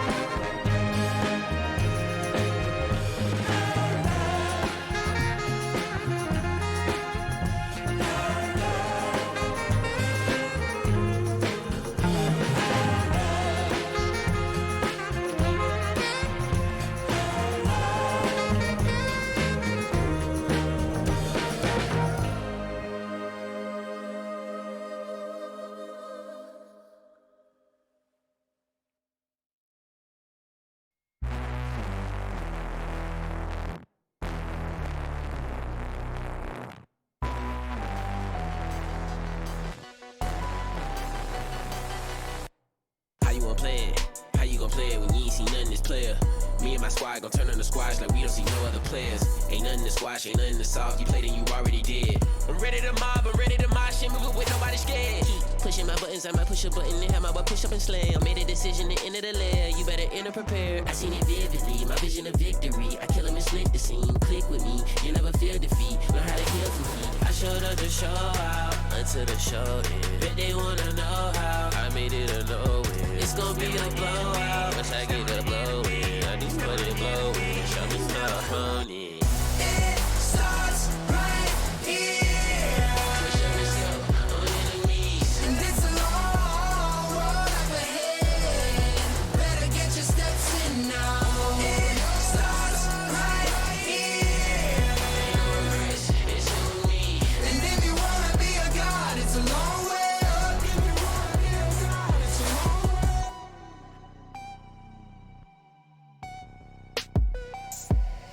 I'm too hyped to turn down a fight. Knock on my good night. I brought light when there was no sight. None of four in sight. I got stripes down to take a life. Won't take it in stride. Ain't no might if some babies. I display my might. Yeah, I come to record the game. It's fun, but it ain't on games.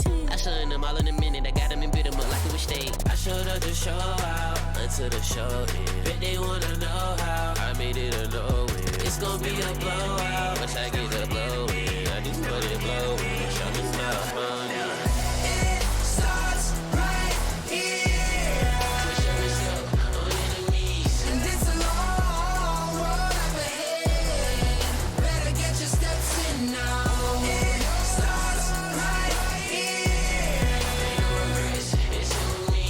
And if you wanna be a god, it's a long way up. If you wanna be a god, it's a long way up. Push up and step on enemies.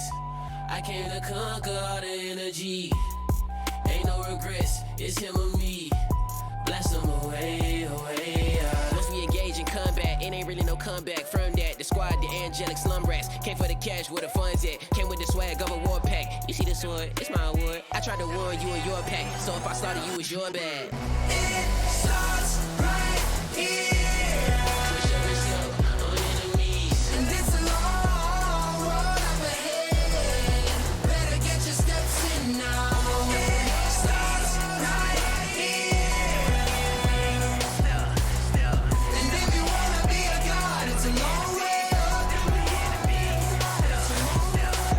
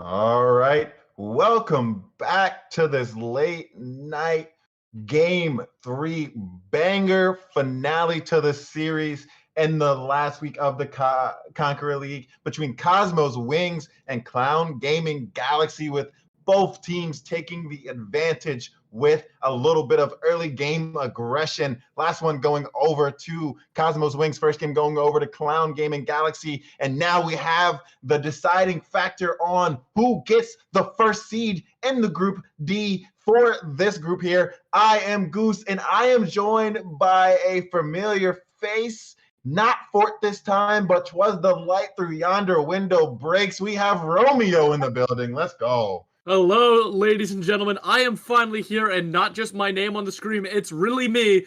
And if I'm correct, if Cosmos wins, they're guaranteed playoffs. But if Clown doesn't win, there's a chance that they don't make it. If I'm right, eh?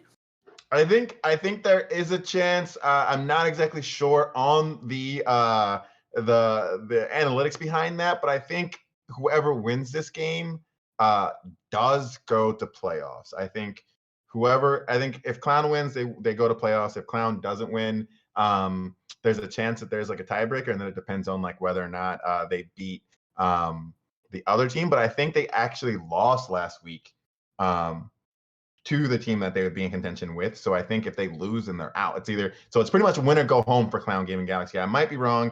Sims, if you're out there, Kills, if you're out there, definitely correct me on that one. But I think it's win or go home for Clown Gaming Galaxy. But I think Cosmos Wings might have already secured their spot just by getting one win this game.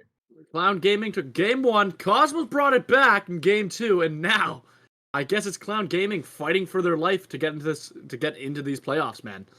But we're gonna start off the Maokai ban from Clown Gaming. Maokai just nerfed in the recent patch. How do you feel about the Maokai ban? I think the Maokai ban is interesting. It's definitely going to be a targeted ban at somebody on the opposite side, on the opposite team here. And that's because what we've been seeing work in all of these games has been like the early game aggression. There hasn't been a lot of CC drafted by either teams in the first 2 games. So it's interesting to see the Maokai go away. It must just be a really strong champion, probably for Elsa or for somebody on the side of Cosmos Wings, or just something that Clown just doesn't want to see with the composition that they're going to be playing right now. So that's what I think about that. I don't think it's like out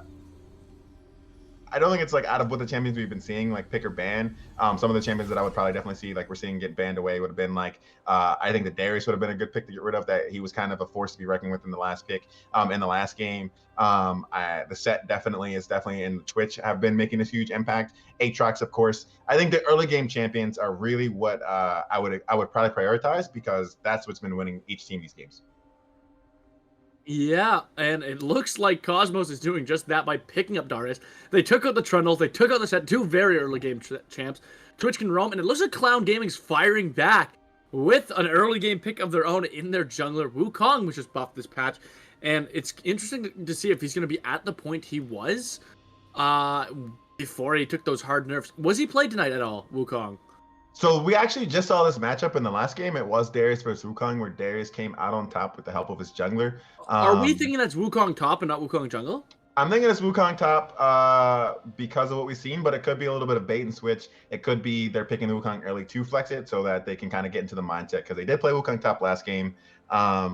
But we did just see this matchup, so it could be either way. But my question is, if it is Wukong top and Darius top, and you being one of our Titan resident junglers here, what kind of jungle are you looking to kind of make sure that your team wins that matchup, right? What kind of jungler are you? What are like some options that we have in our jungle pool to make sure like your top lane wins that matchup?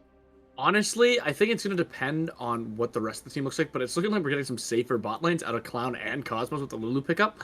So, yeah, I guess if your goal is to affect that early matchup, you want to see like mix early game junglers. Obviously, Trundle's banned out. Like a Volley Bear could be really big here. He's got a lot of, especially if you're going to Darius, you got a lot of health to play with, so it's harder for Darius to 2v1. You get those stuns on, and should be able to help Wukong pick up a matchup. On the other hand, though, you could also look for like some junglers that are quicker. Hecarim could be a really good pickup here. If you're trying to take the top match, I like Xin Zhao into Wukong personally, because you got dash when he W's away. But I'm doubtful we'll see a Xin Zhao pickup, but I do think if you're playing on the side of Cosmos, Xin Zhao could be a good pickup into Wukong. Okay. Yeah, I think all those junglers have been cool, and some of the junglers you even said have been picked up. And we're playing the last game, right? So Swifty, on the side of Clown Gaming, I believe I'm right by saying that Swifty is a jungler for Clown Gaming. Has been favoring that Hecarim in both game 1 and game 2. And that's what makes me think that it's going to be a Wukong top. Is because the Hecarim has been such a priority for them, and that first game really is the reason that they won. Oh, the Hecarim's getting banned away by Clown Gaming.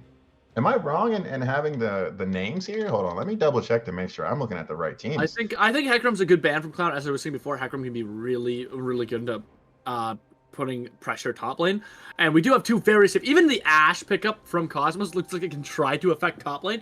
So if top lane has been the big matchup all night, and we're getting some very focused teams. Like at this point, I'm just expecting a roaming mid laner to be showing up in that top lane and it being fucking Mirage War tonight, man.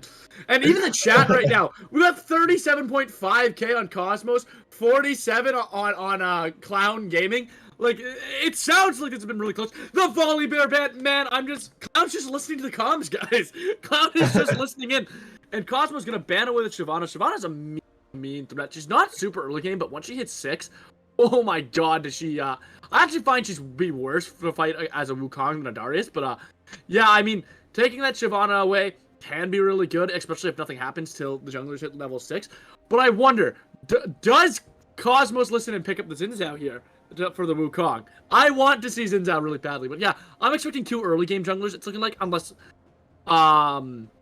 they really want to go for scaling. I think if they're going for scaling, it has to be Clown, considering they already have Sivir, but, like, you have Ashe who's going to be able to affect top and mid as well. We got a Mordekaiser. Is that going to be a Mordekaiser jungler or a Wukong jungle? I think you might have been right with the Wukong jungle here. I think that might be the Mordekaiser top. I think Mordekaiser's a lot better into Darius if their top laner can play it. Just because if you go to alt Wukong in the jungle, you're kind of screwed. That being said, Mordekaiser jungle is really good at bullying bot lanes, but with bot lane looking as safe as it is, I don't think that's a good pickup. I think that's got to be Mordekaiser top, which is a really good matchup for Mord once he hits 6. And we're going to get Swain in the mid lane here. Swain mid. That's a scale. That's Cosmos' main scaler. It looks like. So you got Sivir as the main scaler for Clown. I think Clown picks up a roaming mid here. I think a roaming mid would be really good to pick up for Clown. Not focus in the lane. Focus on getting that Mordekaiser ahead with you, and it should be a really interesting match. Yeah, I'd either say a roaming mid or even maybe an assassin to kind of like get that early game lead, and you can even roam with the assassin, right? Yeah, I don't think you're ever killing Swain really, but oh, we're looking to match the Swain head on. Syndra versus Swain, I don't know that matchup too well. I'm pretty sure it's just a skill-based matchup. But realistically, if I'm right, these two are just kind of there until team fights. Like, Swain's just going to be sitting there farming. You don't really roam as Swain. You can send a W here and there, but that's about it. And then, I mean, Syndra just has great lane control. I think she gets prio in this matchup for the most part, but I don't think it's too often you see Syndra's roam. So, I got a question for you. Out of these two, just team comps alone, ignoring the teams, who do you think wins based off the team comps? I like want to say I like the composition of Clown Gaming a bit more, but I have a little bit of bias based on seeing some of these champions get played in the last game, and some of the champions got picked up on the side of Clown Gaming Galaxy didn't do too hot. The Wukong was like mediocre in comparison to a set in the first game. Syndra has been kind of like a no-show in the game, so I'm kind of using my bias there in terms of like I've seen the Darius from Elsa kind of pop off already.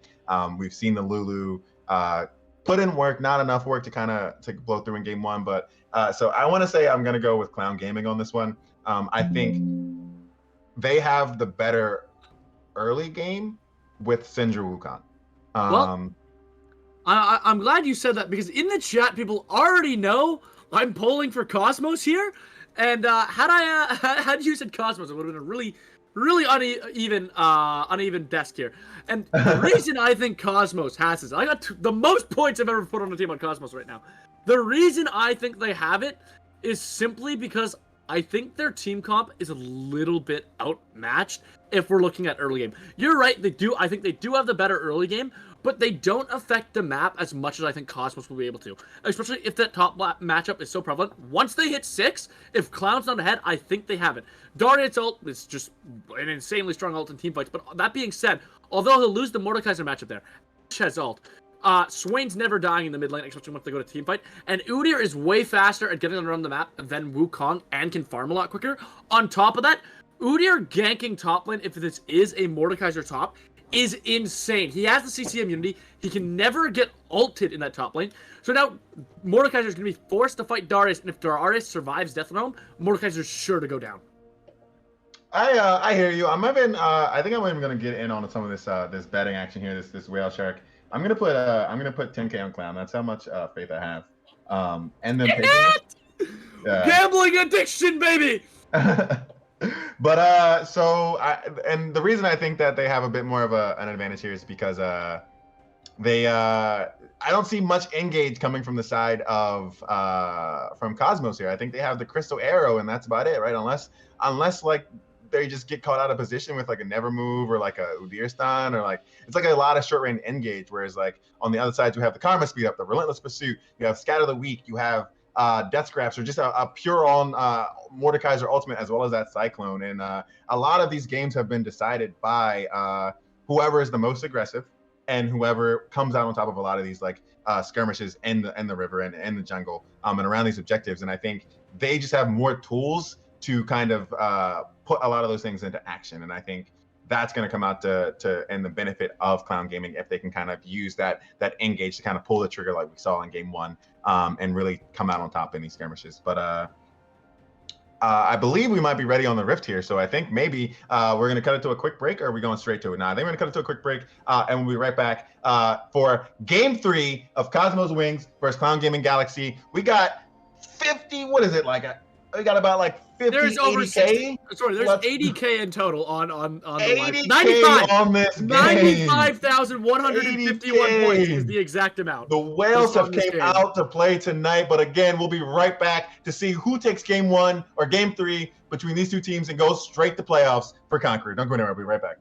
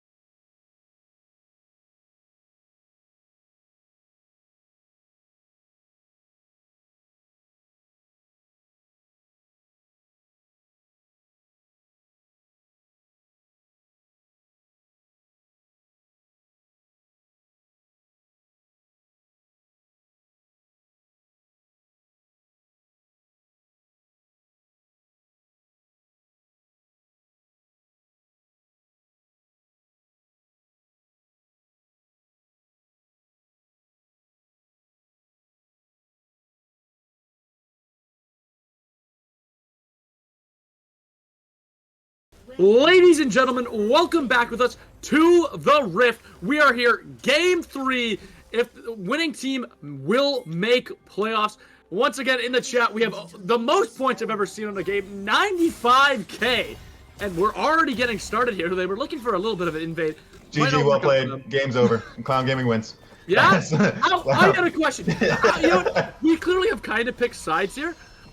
How confident are you? I'm willing to buy you like a 1350 skin if Clown wins, if you're down to take me up on that. Oh, we're actually going at it. I think put a skin on here's the the line. thing. Here's the thing, and I need to put. Hopefully, I can put some emphasis and power into this. I need No Name to show up this game. That's. Yeah? I think that's going to be the deciding factor. I think if No Name can actually apply the lane pressure in this game, in this early game, and like the actual, I will take you up on any bet. And you know what? I have confidence in No Name because Yeah? No so Name 1350, were we down to do it for the stream? 100%. Let's go. Okay, Cosmos. Okay. 100%. Now, you know why you just made a blunder? Why is that? I want you to look at who's jungling right now.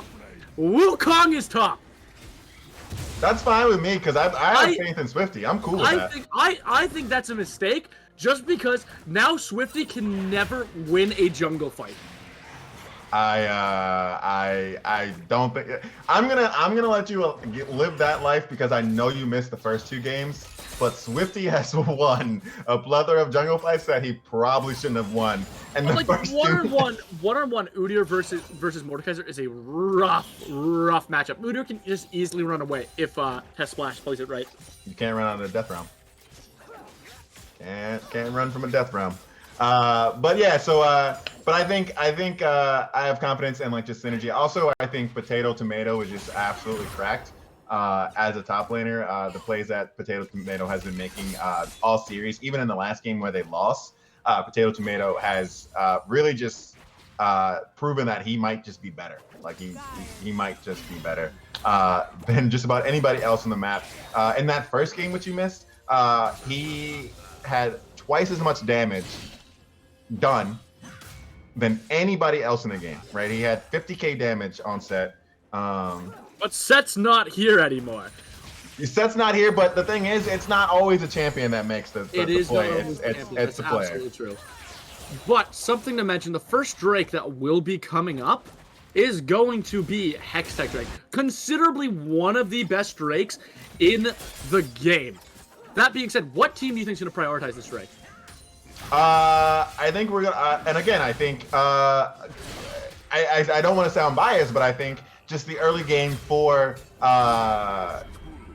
okay, as we see a little bit of top lane action, but I think the early game for Clown Gaming is just a little bit better. That's going to get them this priority over the Dragons. Now, I say this, and I'm going to give you a bit more detail in the background of the last 2 games, is that the first Drake has gone over to the side that you wouldn't expect, right? There was the first Drake went over. There was a Cassiopeia Karthus in the game last time, and the Drake went over to them. The game before that, there was a Victor Jinx in the first dragon. The first 2 dragons went over to them. So, like, honestly, the team that has the better scaling has been getting these first 2 dragons, and I'm hoping that it's a little bit of a turned leaf here, and the early game actually pays off for the side of Clown Gaming here. All right, and right here, we're going to have a gank right in the top lane already. Oops. And that's right on par, as Potato Tomato's just going to have to back out on that one, and just little scammers. But I think it's been that's been kind of the story, right? Top lane's kind of been the first gank in all of the games here. So I think now at this point it's kind of expected by these top laners to expect that gank. Both top laners did actually path there. Mordekaiser opting for that full clear versus the 4 camp clear for Udyr. We'll see if that pays off, but he definitely did. But they're equal in CS right here, so I don't exactly know how that worked out. It's looking about as even as you want. Dragon's going to be up here in 10 seconds. And I'm not sure if either team's going to specifically play for it, because I think first Herald's probably more important for both teams. Although stacking Dragons can be a valid strategy. My question is, so in a vacuum, pre-level 6, Udyr Mordekaiser at the Dragon Pet, right? What team do you think would be able to rotate to them first? Oh, it's gonna be Clown. You can look at the wave state right here, right? You look at the wave state. You have the Sivir Karma, and yeah, you have the enchanting as Udyr is gonna come in here for maybe something here. But like just the combination of Sivir's wave clear on top of the Karma mantra Qs, right? You can get lane priority whenever you want it, like at any point, and you're seeing that here, right? Syndra just got wave priority, was able to get a free recall because of that. The fact that she can just push in there. Sivir got a free is getting a free recall here again because of the wave state, even after getting ganked. Wukong, even after having a TP, now has the wave stacked up again to the tower. We're seeing this early game really come out for the side of Clown Gaming, and that's what I'm expecting to see. Now, here's the thing though. I think what Cosmos did phenomenally better than Clown Gaming in the past in the series so far is capitalize. As we see the demonic ascension come through, but the flash is going to come out for Syndra. Now Potato and Tomato in a skirmish in the top side, blue side. Cyclone comes out. The splash is eating is all of the damage. It's not going to be enough. He took a fight that he really didn't want there. Almost got it, but the shutdown is going to, or the first blood is going to go down for Splash, and Wukong is going to go down. That being said, Swifty is in a really good spot. He knows Udir's low health, and I think he's going to be able to take first dragon off of that. I mean, yeah, Wukong caught it a little bit in position, getting stuck inside of their jungle with the chase onto Elsa from Frozen. Did burn Elsa's flash, both flash burnt. Also worth mentioning that in the mid lane, no name burnt her flash in a 1-on-1, but it's looking like with the sacrifice of Wukong top, the entire team's going to be able to get that first Hextech drink, which, if they can balance the gold after that, I mean, might not be the worst sacrifice in the world. Also, Udyr picks up the kill, which means their lane relatively still even. Relatively still even. He doesn't get the assist gold over, but again, this is the first component item is going to come out. And again, there was even like a little bit of a question in the chat in terms of like, is Potato Tomato better than Elsa? But that was a 2v1. That was a 2v1, and Udyr almost died. Like, that was a 2v1. Udyr almost died. He didn't get it. It was close with no cigar. But again, like, that's the kind of aggression that we've seen from these teams in these past few games. And I don't expect that to calm down anytime soon. And I don't expect, like, you give Wukong like an extra. If Wukong has that longsword, that's probably a kill. That's probably first blood for Potato in this game. And top lane's probably at that point kind of doomed. In the same. Oh, actually, we're going to get a gank right here. The gank comes in. The flash comes out from both Yoey into Splash. Again, handband with the flash. Oh, no. That's a Venom flash. And down goes Yoey for the repeat gank from the Udyr there. And Splash picking up that kill means he's going to be up 2-0 here. Nothing from on any of his laners, but... Ooh, Elsa's going to get that kill with the guillotine there. That was such a close fight, too. I know we just panned over it.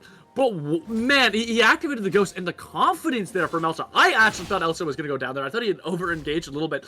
But he was able to pull out that ult last second and went to level up. He was a little bit healthy enough to stay alive there. But, man, such a close fight in that top lane, too. Like, you're right, it's getting completely bloody. We've also seen No Name and Epi Champion go at it to no cigar. This, like, entire game, every time that Pan goes mid, they are just going back and forth. But right now, Cosmo starting to get a little bit of a sizable lead. That being said, it's mostly on Splash, who cockily bought that Dark Seal. He's at 4 stacks already, so it's worked out for him so far. But it seems like the majority of their gold is on someone who's meant to be a little more tanky than a natural carry, such as Darius or Ashe. How do you think that plays out going later into this game? So I think in most situations, I'd probably want it on my carry, but again, because you don't have that engage from like the strong engage outside of the Crystal Arrow, all right, we're gonna see the Ghost come through for the top side. The Death Scar's gonna land. Elsa and Rose just caught and not where they want to be, and Potato Tomato is gonna pick up that kill. Will it be enough with the bleed to take him down? No, it's gonna heal up just enough to survive, and that's gonna be a return gank. And now back at it again. They're even yet again in that top side there. And that is Elsa paying for not having ult. Engaging without his ult, with Mordekaiser Redder on the corner, with ult, probably 1-for-1s, and I don't think he gets the 2-for-1.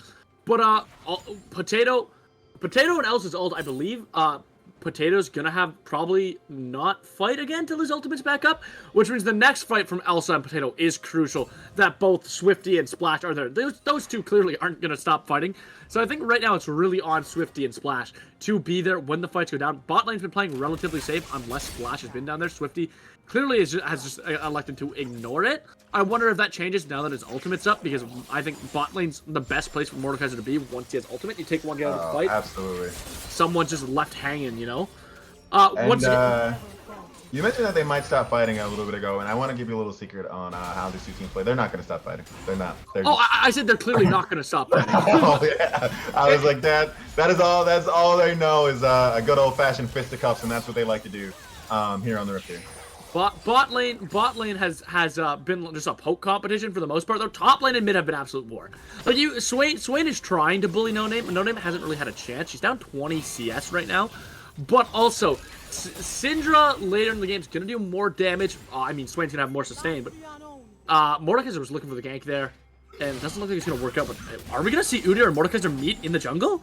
Oh, we're gonna see meet, but we're also seeing the top lane meet yet again. What we didn't see, what we caught off screen while we're looking at the bot lane, was Splash actually picked up along with Darius that Rift Herald. So Splash does have the Rift Herald available for this dragon coming up. Might be able to use it to crack some plates and pry some priority pressure off of that objective there. Now, if what lane do you think needs to be rifted here? What lane do you want her to get the gold on? I think I'm putting a top side. I think that's where I think it's just too even right now between Wukong and Darius. I think if I can get Darius to a point where he can sustain himself alone, then I can start putting a bit more emphasis into Ham Bam. I can put a bit more emphasis to Epic Champion, and I can help the Swain kind of get to that point where I do want him to be able to like really be effective in team fights there, because I think that's going to be really their big team fight kind of. If the Swain can just exist along with Ham Bam and Elsa from Frozen just putting down damage, as well as that Storm from Udyr as well, chunking people down, I think that's going to be just too much for people to deal with. You do have a few tools from the side of Clown Gaming to get rid of that red. You can scatter the weak him away a little bit, but nothing really to keep him out of the fight indefinitely, as we are going to see the Apprehend land for Potato on Potato Tomato. Clone has to come out. The Ghost has already landed. The Cyclone comes up, and that's going to be a summoner spell for an ultimate there for the top side there. That's a really good trade on the side of Clown Gaming. That ultimate's gonna be up a lot quicker than Yellow's. I do have a question for you real quick. This is something I just noticed from chat, so shout out to Lycone for mentioning this. The Mord build, he's not going Riftmaker. I play more jungle occasionally. I think it's a really fun thing to play. However, I don't think I've ever played it where I'm building, I think that's gonna be Sunfire Cape. Or yeah, that's Sunfire for sure. That's not even. Sunfire. That's Sunfire. That can't be Frost. I think I'm drawing a blank. That can't be Frostfire, right? That has to be Sunfire. No, it's Sunfire. Like I've heard of Frostfire and I've heard of Riftmaker. I've never seen Sunfire. I know it's a really strong item, but I feel like Sunfire gives away a lot of pressure that you get with Mordekaiser. You might be onto something there. I think if I am trying to see where Swifty is coming from this, if I'm like really trying to empathize and see like where it's coming from this, is that maybe the idea is that a lot of the members from the team of Cosmos Wings are going to be right on top of him. Maybe he'll try to get a bit more damage out of the Emulate than you would what is it called, Riftmaker. But I honestly, I'm gonna agree with you. I don't see a world in which Riftmaker is not as valuable as the Sunfire Cape. Whoa, okay, so actually, this might be a little bit of a Korean build right now. I did just look it up, and I actually kind of understand the rationale behind it. So, with Sunfire Cape, you go. It looks like you go Sunfire Cape, Demonics, and Rylai's. Woo! The Crystal Arrow lands from downtown. Gonna get never moved up, and No Name is just not where they want to be. Scatter Week is gonna land, but Udyr is here to stun them one more time. TP comes through from Potato Monster. Cyclone is out, and it is all out Madison in this mid lane as Sivir's Relentless Blues has come through. Venoms is there to try to keep their team alive, but there are 4 members from Clown Gaming here to return the favor as they take down both Epic Champion and Splash and head over to that dragon. Da da da da da da da da da da da da da da da. Cloud Game ran. Cloud Game killed. Now they're on the gray screen. What the fuck? Dude, I have never seen a team so well coordinated and saying, yo, they're ganking mid? Fuck them, man. They got there so quick after that Crystal Arrow landed. They did not skip a beat, and having their entire team there to back up No Name after getting hit with that Crystal Arrow. That was incredible. That was incredible synergy from Teamfight. They really want this W. That was really well coordinated. Obviously, you give up a little bit of XP here and there, but I mean, they turned what was a strong losing play, using that Sivir ult, and turned it into a 2-for-1. Did they burn a lot on it? Yes, but it really worked out for them. Completely even the gold gap. They're going to be up a dragon here. Now Wukong is fed. Wukong is fed on that lane that they've been trying to funnel gold into. So I think if they want to keep their spot in the playoffs, they just turned around, but a Crystal Arrow going to land here. Another Crystal Arrow lands, and Emerald does connect. Doesn't have the flash this time to get away, or the team, the TP to back them up. And that Ascension is just going to take down No Name. Yet again, just on that immobile mid lane carry. But yeah, No Name just getting hit by these crystal arrows, and they're coming from all the way on the opposite, like on the bot lane. Like Ham Bam isn't coming up, so hats off to Ham Bam for having the awareness on where to find. Epic Champion is going to get caught out without the ultimate here, though. Death Graph is going to land, is going to try to escape away, but doesn't have the flash available. We're going to see another fight in the top lane as the viewers here. Taylor Tomato takes down Rampage with that Cyclone. The Divine Thunder coming through to splash enough damage down 2 levels. Just another battle of fist fights. The stick versus the fist. Who will get it? Oh, it's not going to be enough on that last hit. The Q does not take them down. But again, like I said, Potato Tomato showing off the Wukong here. You know what though? I gotta be honest, and I hate to say this, but that was really, really misplayed by Clown Gaming. I'll let you take over. I think. All right. Never mind. No, not gonna get enough. It was a strong commit. Both summons were available. The Kraken Slayer is complete for both of these ADCs, so they are doing a lot of damage, but they both have to go through the shields of the Karma and the Lulu. I have to be honest, that was really misplayed by Clown Gaming. I understand what Splash wanted to do.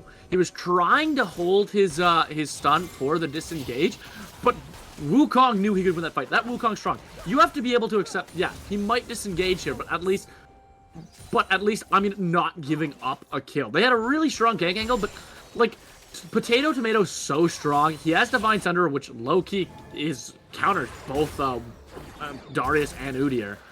And because of that, he was just able to take down the fight. And honestly, he would have killed Udyr if Udyr didn't get the hell out of there.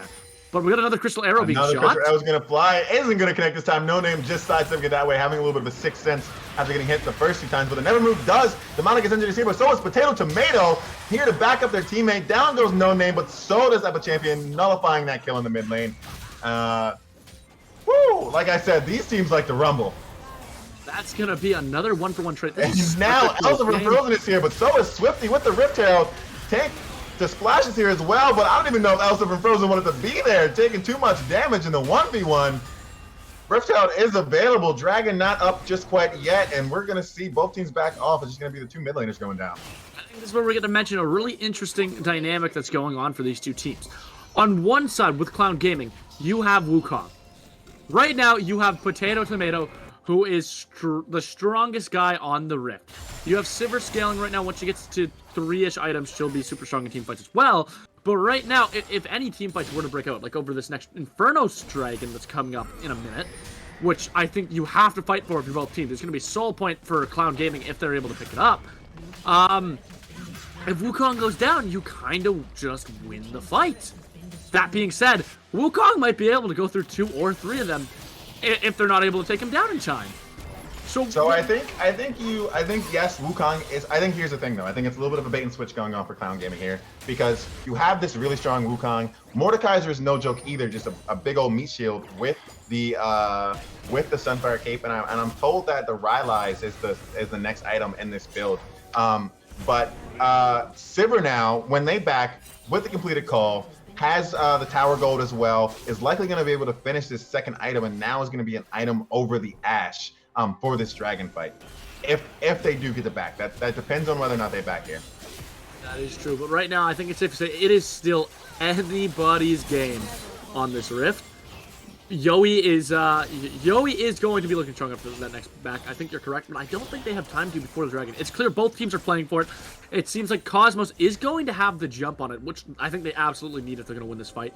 They definitely want to be taking the fight on their terms. And they're the Operating Flash is going to land on the Yowie. The Flash is going to come out, but it's not going to be enough because the slows are coming out from Cosmos, and that's exactly what they got. They got the jump on Yowie, and likely this Dragon is just going to go over to the side of Cosmos here.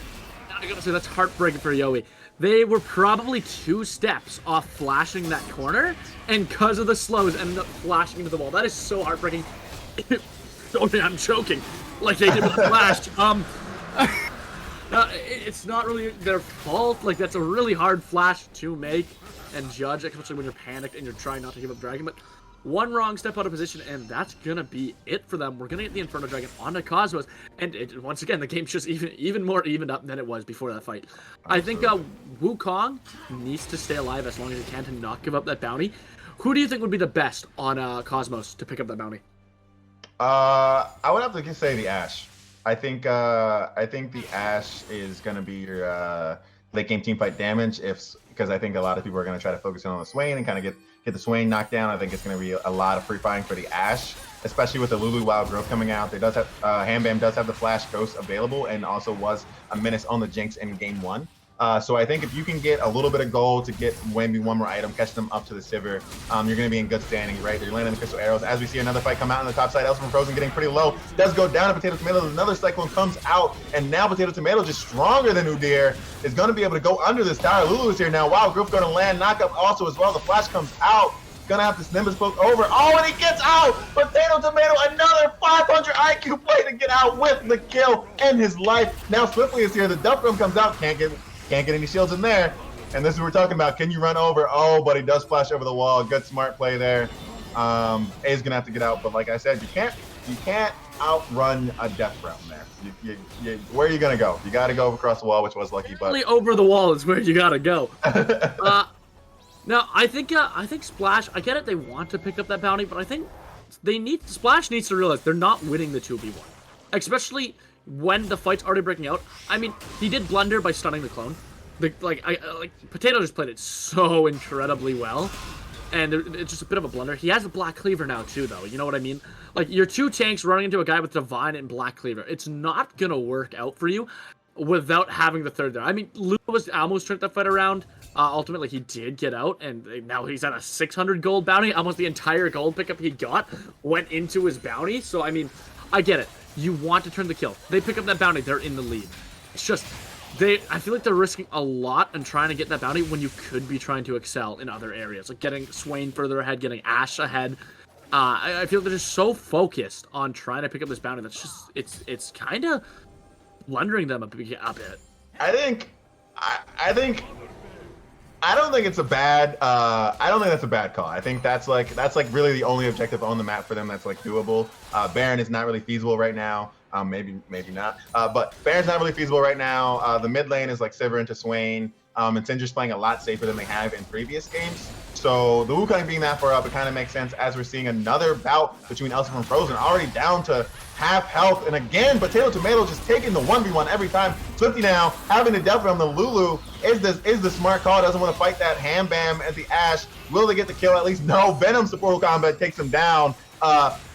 Venom might just be better. No, I'm kidding. But does take down Mordekaiser in that death from to get him low. But again, Potato Tomato.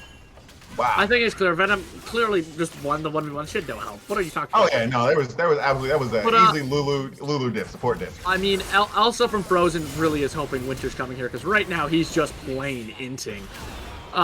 Like, fighting the Wukong, you can't win the 2v1 and like, yeah, you know what I'm gonna do? I'm gonna 1v1 it. Let's see what happens. It's gonna be really funny. And now we got Lulu trying to take the 1v1, which, like, they just need to either group up on this Wukong. Like, Wukong's overextended here. He's in the bot lane. You either need to group up on it, or you need to just leave it. Well, here's the thing, right? If you group up on the Wukong, right? Who defends mid? Who defends the push from Sivir? Who defends, like, Wukong is just not the only person on the map, and that's why we were saying in the early game, like, we need to get the top lane ahead. You're right, but if you send Lulu, Splash, and Elsa onto Wukong and have the other two defend until they're able to take him down, you might lose a tower. You pick up your bounty, and now one of you guys has got an extra 1,000 gold funneled into you for matching that Wukong. You give it to Udyr, he might be able to at least get close to matching. You give it to Darius, he's a lot better at matching than he is currently. Right, arrow's gonna land again, but maybe too far away. Nope, too slow is coming down. The smite does come out for Udyr, and that might be down. And oh no, there's have another smite in the back pocket. No name just kind of getting picked on with the immobility that they have there. And the other thing is, I wonder if we would have spent more time trying to bully No Name, if it would have went better, as well. Because I think you're right. No Name has been the weak point for Clown Gaming. Every lane has done their part pretty well, except for No Name. That being said, these crystal arrows have not stopped landing. These crystal arrows. When you're like the only actual target for crystal arrow, that kind of makes sense. As the TP is going to come through for Swain. And Dragon's up. Down for 5 seconds. It's going to be a 5v4 for the side of Cosmos here. And we'll see if Clown Gaming decides to take this. That is a big Wukong. This might be the opportunity that they're looking for to get Wukong shut down here with the numbers advantage. They're just stalling out, trying to get Sentry here. Sentry has TP now. Now Scatter Week is going to land on 3. And now Elsa already down to half health before this dragon even comes up. looking to heal a little bit off the scuttle crab here. And now they're on the run. The ghosts come out for Swiftly. Epic Champion's in the middle, but he's by himself. Crystal Arrow lands onto the Sivir, flashes away, gets the safety. Now the boomerang now. Not a killer's gone down, but the first one's going to be Epic Champion. The demonic ascension was not enough, and now it's a 5v4 for the side of Clown Gaming. Gather the weak lands one more time. Interesting choice for Hambam to start up the dragon. Sivir is pretty low. Yoey not doing too well. Splash is somehow Hambam is fighting all 5 members of the Clown Gaming team. One more. Oh, and now Udyr has been caught out. Now pretty low. It looks like just a war of attrition is going on here as Cosmo's wings are now retreating with Splash being so low. Wukong is going to put the dragon and Clown Gaming picking up. Now sitting on Soul Point for the Infernal. I hate that fight. Not even because I have points on Cosmos. I just think that fight was really just rough on both sides. I'm not gonna lie. At first, you're right. No Name's down. They probably want to take the fight before No Name comes back up. They don't. No Name comes in. Then we watch as they're retreating, and Epic's like, you know what, guys? I'm going in. There's clearly some communication error in the side of Cosmos when that happens. I don't know if it's tilt or nerves, but Epic goes in by himself, gets picked off, and then Handbag's like, you know what? I'm gonna step up and be the real hero here.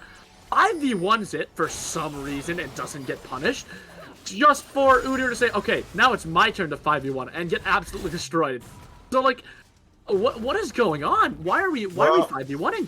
I think what we're seeing here is pretty much what I was saying earlier, right? That just one lack of like draft kind of thought is that they don't have, once that Crystal Arrow is down, how do they start a fight? How do they use the Crystal Arrow? It wasn't up in time by the time Cinder came back. They used it again in the middle of that fight, but at that time it was already too late because Swain was in there, right? How do they even start a fight, even with a numbers advantage? How do they get on top of a team that is actively kiting them out? Swain and Udyr, flash from Darius with the E-pull. They do have other ways to engage other than Crystal Arrow. It takes somebody stepping up and saying, I'm going to lose some health so that we can get the engage going. And having the confidence and the knowledge of your damage to say, if we can pick off someone before No Name gets here. You need to look for the pick, or you need to start dragging before No Name gets there and force them to come in. And they didn't do either of that. I'm gonna go back and forth with you a little bit on this because even all right, you do have the flash, you do have the Udyr to go in. Udyr can only stun one person at a time. No, you can stun multiple. You can stun multiple people. Oh yeah, as long as you run around and hit them. And yeah, no, but like but that's still one person at a time. By the time you stun that third person, the other person no longer stunned. So it's like we're like looking at like I'm talking about like cyclones. I'm talking about like Scatter the Weak. Now Hambam just going ham on Yoey goes down, but so does Hambam is also gonna get picked up again by the Syndra. Koreyash now supportal combat's on the run. Venom maybe not fast enough with Wix because that Wukong is in the shadows. Maybe a little bit of a circle around, but nope. Oh, No Name gonna get on the board with the first kill. Let's go, No Name. We take those. No, I'm kidding. All right, we're not No Name from Gold Reset. This is so good for Cosmos. This is so good for Cosmos. Let's go Gold Reset, brother. But yeah, I think what we're seeing is again like just a lack of engagement. I don't think they have a strong team engaged. I think they have strong pick potential with their team, like the never move. Like unless they land like a never move, I just think they don't have. If Clown Gaming is properly scattered or properly positioned around a team fight and objective, I just don't really see a strong engage coming from Cosmos here. I am but a little plat player, so I could absolutely be wrong, but the way I'm looking at it, I do kind of see, because you also get the pull, right, when someone's stunned on Swain, if I'm right. It's any CC, you get to pull them, right? No. So they changed that now. So it was any CC. Now he can only pull people that he roots up, but instead of only rooting one person, he can root multiple people. Well, then if you stun somebody as Udyr or pull one in as Darius, you should have a free stun to pull them even further back, right? You would assume that. You would think that, but that's synergy, dog. And right now we're not seeing the same level of synergy coming out from Cosmos as we're seeing from Clown Gaming, right? But that's exactly my point. I think there is a communication problem on the and I know people hate it when you say, "Oh, there's a communication problem." What does that mean? Well, more specifically, there's a problem with deciding who is going to be the engage and when that person can no longer engage, who's next in line. Like, okay, we want the Crystal Arrow. Okay, Crystal Arrow misses. What's our next form of engage, or are we just going to play around the Crystal Arrow? And I think focusing yourself only on the Crystal Arrow makes it a lot harder for you guys. You know what I mean? you do have other ways to engage if you're willing to commit it. Yeah, it's a lot to commit, but for a dragon fight, for a soul point fight, it's a lot. But in 30 seconds, we're going to see what is probably going to be the most crucial fight of this game. It is the Inferno Soul fight. If Cosmos loses this fight, it's almost free for Clown Gaming. One of these, it's the lowest win rate soul, but stat-wise is the absolute strongest soul. By pure stats, but I just think it also has a damage. lot of impact when like the teams are just going at each other's Oh, necks and at each absolutely, other's throats, like, absolutely. one after the other. I think for this game, it's this or Hextech Soul that you want. Because Absolutely. of just the raw fighting that these guys have been doing. It's going to be Clown Gaming who's going to get to this dragon first. Swain's going to TP in, and now this is where we get to see whoever Absolutely. engages And, first. those, I and think that's who wins. your eyes going to want to be on is Swain and Wukong as they have the level advantage for the team. The Crystal Arrow is going to fly, lands on Yowie, the Ghost comes out, after him lands on 2. Wukong is now in the backline on the Swain, Cyclone comes out, it is Madness in that backline as well. Hambam trying to kite Potato Tomato, but Potato Tomato is now out of the fight. Swifty now also getting kited back. Hambam putting the team on their shoulders. Swain goes down to the Wukong. Yowie not able to get enough damage off to help out his team as Corey Gash is going to get stunned up. Now Udyr now just hawking down the rest of Clown Gaming, and it looks like this fight has gone in favor of Cosmos. And finally, that engage that you were talking about, that communication that we were talking about, has come together. They are on the same page, and they have taken this fight. Yeah, they fixed the one thing that needed to be fixed. They engaged together. They had Swain take the entire backline with them while their front line was solely stuck with the other 4. Hambam doing so much damage, and they just picked up a ton of gold and another dragon. Is this game lost for Clown? Not at all. This game is honestly still a little bit in Clown's favor, but with an engage like that, it was just showed really powerful. I think they may have just found their footing in this game. Slash going to be really strong now. Ash going to be even stronger than she was before. I think Cosmos needs to focus on staying grouped together in an engage like that, because it was super chaotic. They got split up, and that's ultimately what cost them. But man, Hambag was just really strong here. Big old bag of ham. Nah, Hambam is actually doing so well with the kiting as well as the speed up move. Crystal Arrow's gonna fly one more time. No Name is gonna get hit, but are they too far away this time? But the Ghost comes out, and Scatterlou's gonna land. The Unleashed Power is not gonna be enough to take the Hambam through the Wild Growth. They're looking to go over to this Baron here. With 5 members now, they don't have the Crystal Arrow, but it is on like a 45-second cooldown at this point. Hambam really just taking this game over for Cosmos here. Yeah, and the Baron play coming out, No Name down once again. I told you, it was really just a gold reset that they got when Ham got the kill. And this Baron going down quick. Baron's going down quick. Hambam no longer hitting it. Mordekaiser is here, but blue team is going to secure that. Cosmos is going to secure it. But a fight's going to break out. The Cyclone lands on the Swain. The Zanya's come out. Down goes Yowie. That's a lot of their 80 damage is already gone. And Potato Tomato now in the back line, trying to take down Elsa, trying to get a return kill, get those shut down. Shutdown does go over to the Darius, and Darius asks Hambam's going to get a double kill. Now just on their heels, Swifty running away fast as they can, but not swift enough. And that's going to be a clean ace for the side of Cosmos. What I'm hearing is Clown Gaming just went to the Cosmos? Absolutely, they just sent them to a whole different dimension at that point. They're no longer, they just went through a black hole. It looks like, because they are a whole different team now. It looks like in these skirmishes, and that's off of the back of Hambam, 100%. Hambam with these crystal arrows, being the initiator. He said, "Who engage who? I'm the engage. I'm all the engage that my team needs." As they look to maybe even close this game out, maybe. You know, I think that Baron was almost really good. I think it's interesting if Swifty was a little bit closer. I think he actually would have been able to steal it. It got smited down to 10 HP. And as a jungler, I know when that gets smited down to 10 HP, your butt cheeks clench really hard. And pray to God you get the auto in before. I gotta admit, even though Clown Gaming lost that fight, they tried to play it really well. It's gonna be hard in the fighting the fight before. Is it smarter to just drop it? You can make an argument for either case. But it is a hard fight to take there. And now I think with that, we're starting to see a little bit of a lead with Cosmos. They got the top side open. The mid inhib's going to be down. No objectives up for another 2 minutes, which is going to just be another Inferno Soul Dragon. Sorry, even if they pick it up, it's just going to be their 3rd Inferno Dragon. It's a lot of stats, but it's still not Soul. Yeah. What do you think Clown Gaming needs to do here? Well, I got 2 things, and I've been thinking about this a lot, and I feel like I've been ragging on him a lot. But how many crystal arrows do you need to get hit by before you realize that you just can't stand there? Like at some point you got to realize that like the CS, the levels, the experience just aren't as valuable as you being alive for the next team fight when objectives are up. So I think one, No Name just needs to be more aware of where he is in the lane, and if whether or not he's going to be able to get backed up by his team. Can I Can ask something though? Do you think that's a positioning problem or a vision problem? I think it's positioning, because he's not getting caught out in like the river. He's getting caught out in the mid lane when his team just isn't around, and there's like not really a huge reason for you to be that far up just to push a wave or two, right? You can always wait for the wave to come to you. Your team was still coming out of base, so I think you can say you can like maybe blame it on the fact that your support hasn't warded, but I think that's their just a support's lack warded. of I'm just saying overall vision.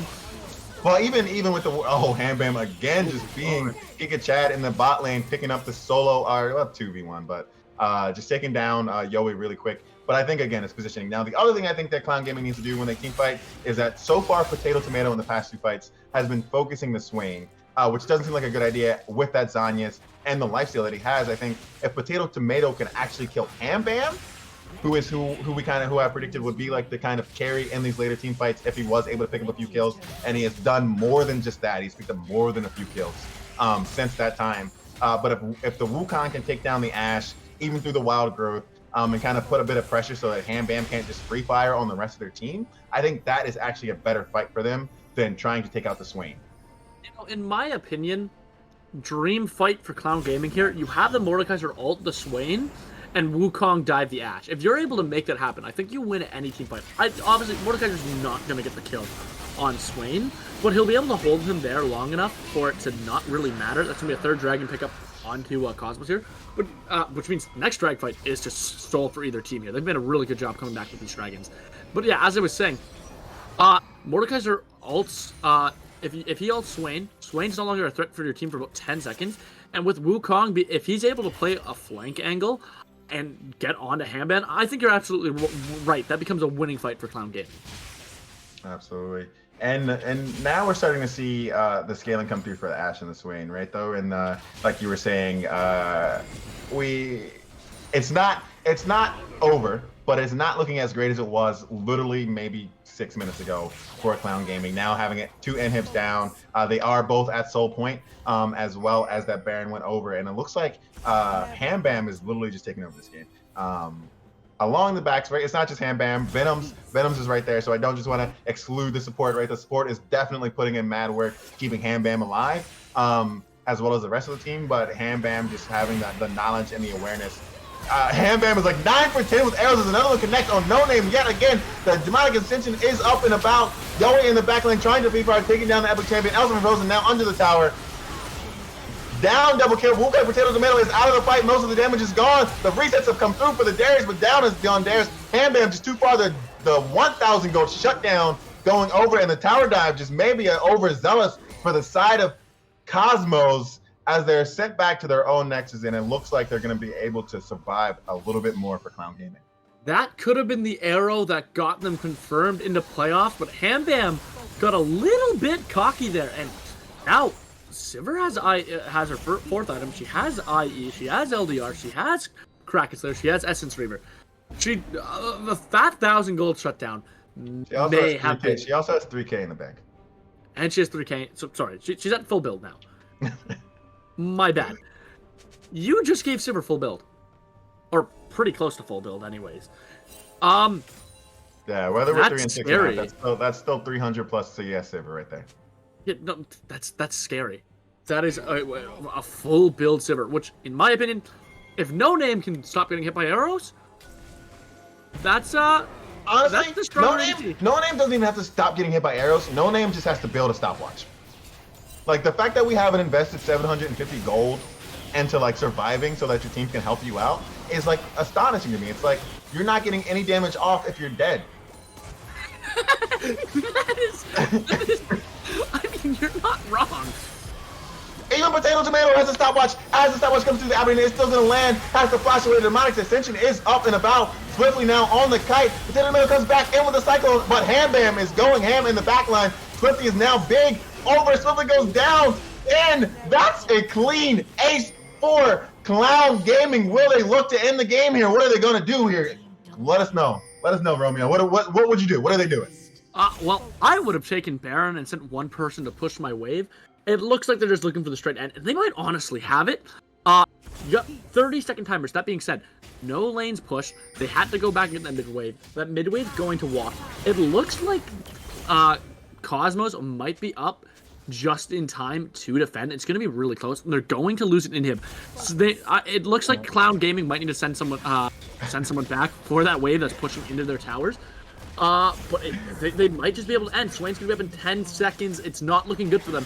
I think I don't think they end here, but I think they just wasted so much time waiting for that wave. Yeah, I think you go for Baron and then you push the wave. You definitely get that Baron. Even with Sivir dead, now you have to refight the Baron. You just got that fight. That was a questionable call from Clown. Again, I do think you go for Baron. You send one person to take that wave. And then that wave's pushing by the time you come in with Baron. They just want to go. I think Clown Gaming doesn't even care about winning at this point. I think they just want to have the most highest viewed rated game on the Titan Esports server at this point, because this game is insane and it looks like they're just having fun. 40 seconds till that Inferno Soul spawns, but with the set of Cosmos, they've decided to go for Baron. They've already started the drain, and it's going to go down quick. Mordekaiser's not going to be there in time. Nor is Syndra. And they're going to pick it up right before this Inferno Dragon fight happens. Are they going to fight in this river, or are they going to fight next to the Dragon Pit? This fight, whoever wins, ends the game. This is what determines it. Do you think that they even go for the fight? Do you think that Cosmos goes for the fight for the Inferno, or do you think they go for the end? They won't have time to end. If you give away that Inferno Soul, you give them the stats. You'll get an inhib and just try to end off super minions, I guess. But I think you have the Baron stats. In my opinion, if I'm the one making the call, we're going for the Dragon. Potato Monster is on the heels, looking to engage somewhere at some point. The Ghost comes out, and blue team takes over the Inferno Soul, but the fight ensues. Demonic Ascension is up and about. Cyclone on the back line. The Epic Champion is going to take down Sivir, so they don't have that 80 damage anymore. And Darius' resets are coming through. Double kill for him. Swiftly is now ghosting away, and it looks like they're on their heels, and Cosmos is just one kill away from getting the ace and likely the game here. Elsa has finally done it. Elsa has finally become the queen and is doing something for his team. It took him a long time to show up. He showed up early, and he just showed up late. The engage there, I know, yes, the Crystal Arrow came up, but I think the real thing we need to talk about is Swain got onto their backline in a blink of an eye. I mean, I literally blinked, and he was on top of Sivir, not letting Yowie play the game. And it's not Yowie's fault. What do you do there? You have a Swain on top of you. And that is ultimately how Cosmos is going to guarantee themselves a playoff spot right here. Absolutely.